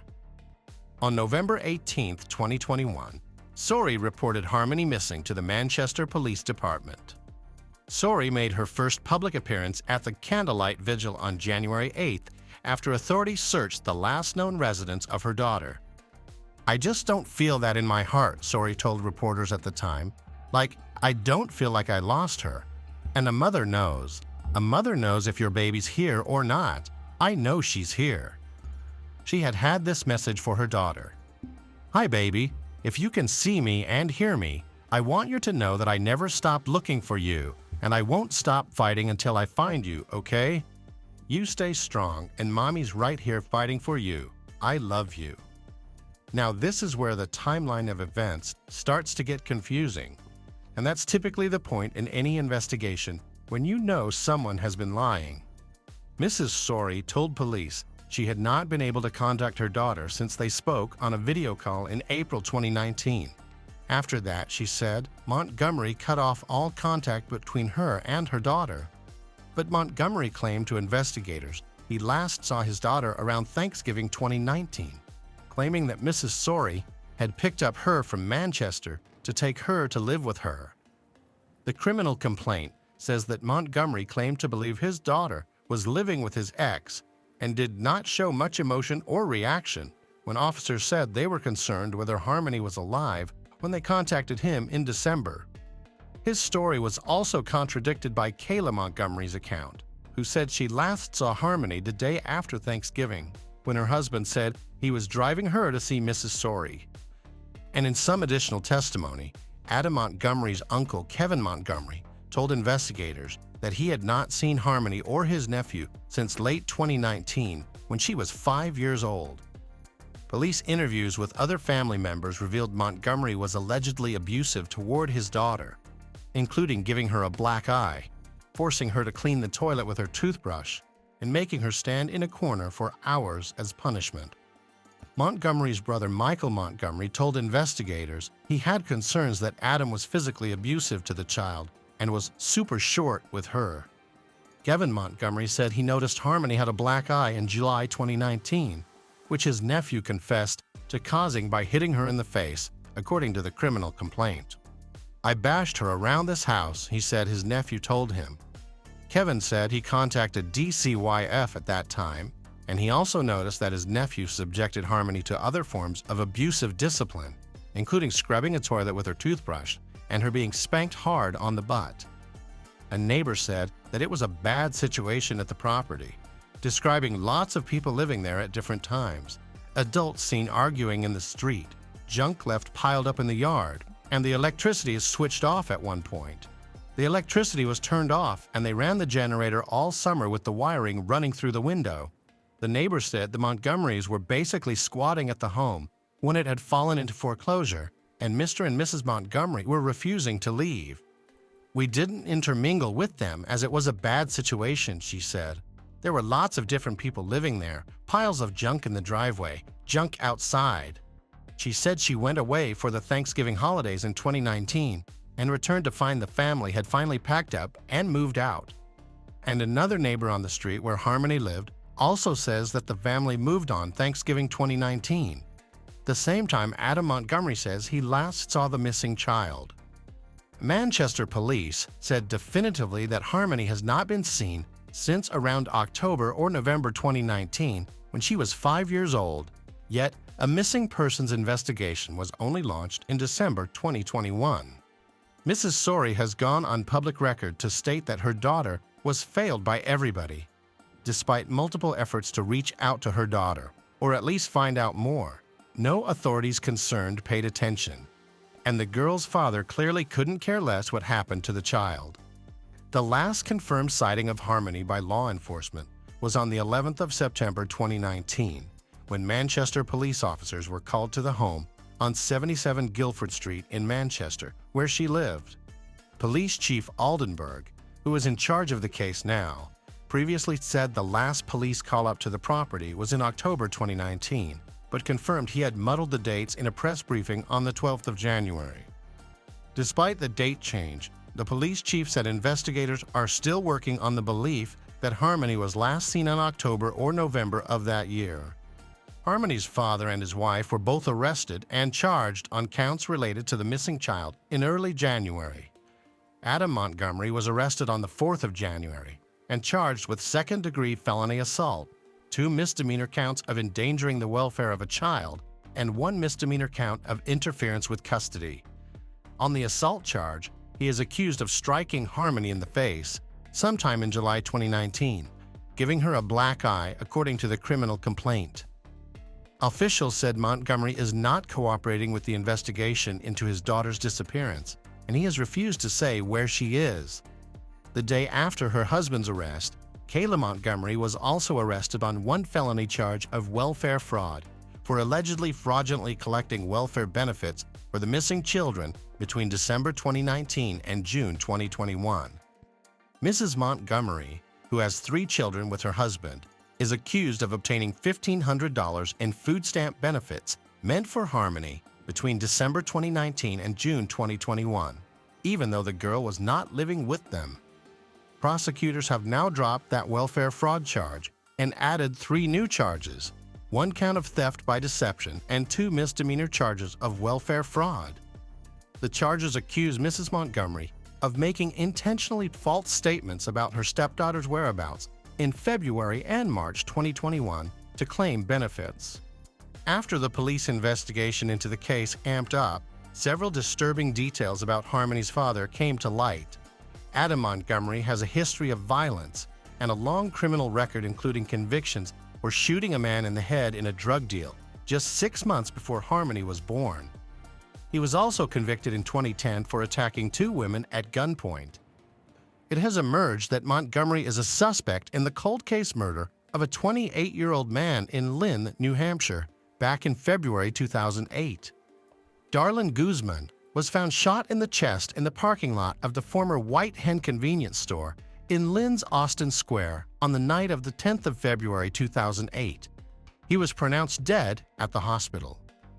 A source in Boston law enforcement told reporters that Montgomery, who was 18 at the time, and 2 members of his family, who were not named, had been the focus of the murder investigation since day one.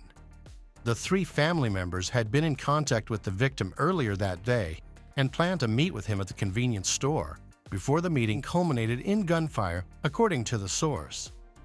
The victim's car was later found abandoned in the direction of Bedford, New Hampshire, where Montgomery lived at the time. No one has ever been charged with Mr. Guzman's murder, but the source said Montgomery remains the focus of the investigation to this day. Almost 14 years on from that killing, Adam Montgomery and his wife are now charged on counts related to his missing daughter. However, while charged with serious offenses including child abuse and welfare fraud, no charges have been brought against anyone directly in connection to Harmony's disappearance. So why was Harmony not reported missing for 2 years? Mrs. Sorey has accused the authorities of failing her daughter. She said she made multiple attempts to report concerns to child services. After November 18, when she contacted Manchester police saying she believed her daughter was missing, someone finally paid attention. Police officers contacted the New Hampshire Division for Children, Youth, and Families, or DCYF, about the location of the missing child. Then, on the 27th of December, the DCYF reported that it was also unable to locate Harmony. Manchester police announced a search was launched on the 31st of December. Emails sent by Mrs. Sorey to the Manchester mayor's office begging for help in finding her daughter have also now come out. "Please, I'm begging for help in finding my daughter," she wrote on the 29th of December.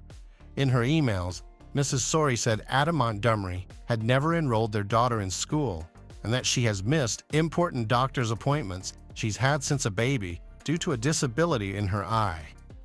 The emails were sent just 2 days before police finally reported Harmony missing.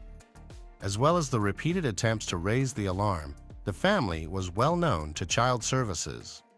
Newly released records released on the 12th of January have emerged showing that police officers were called to the Guilford Street home at least 10 times between February 2019, when Montgomery got custody of Harmony, and when she was last seen in the fall.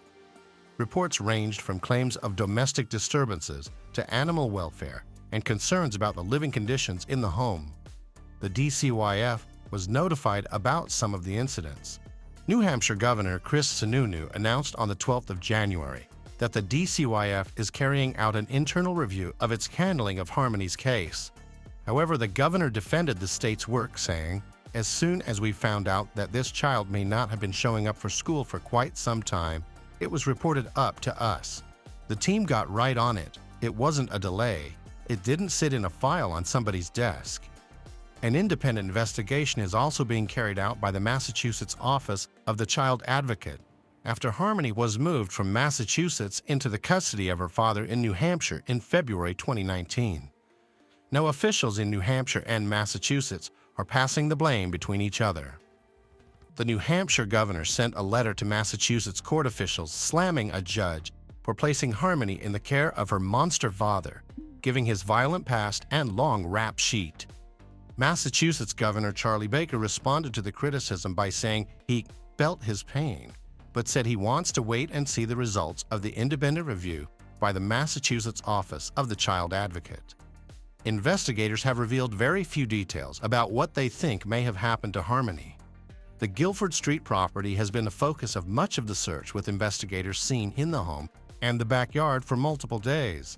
However, Manchester police said the search had concluded there. It is not clear if anything of interest was uncovered, and no other locations where searches have been identified. Chief Aldenberg insisted on the 12th of January, but they are still working on the belief that Harmony is alive. However, he admitted that he was a little discouraged by the case so far and pleaded with the public to come forward with information.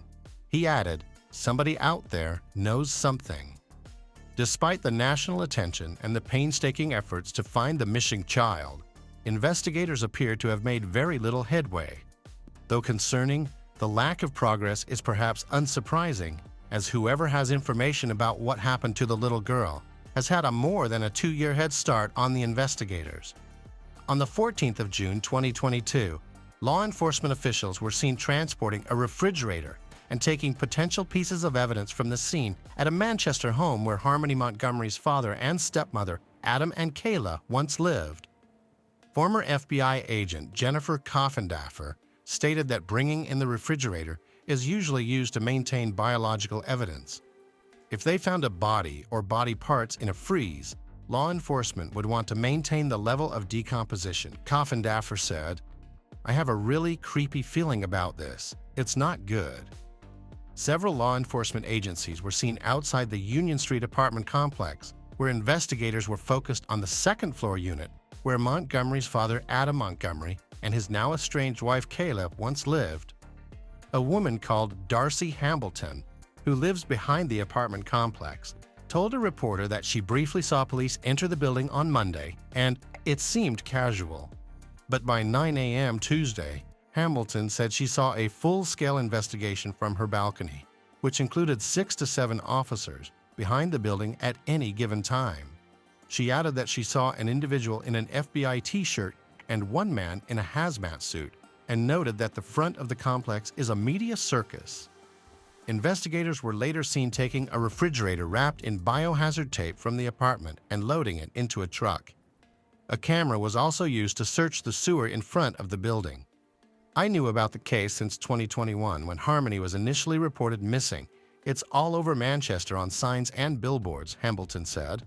"But I had no idea that her father had lived behind me." Noting that she has a 7-year-old daughter herself, Hambleton added that her heart is in my stomach right now thinking that something could have happened to that little girl here. After this raid, Crystal Sorey stated publicly, "I know in my heart this is no longer a rescue mission. They're looking for a body."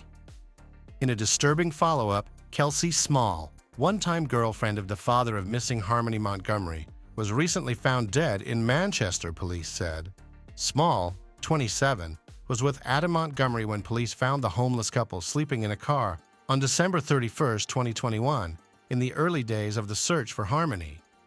"The cause of death is still pending, but it does not appear suspicious," said police spokeswoman Heather Hamill.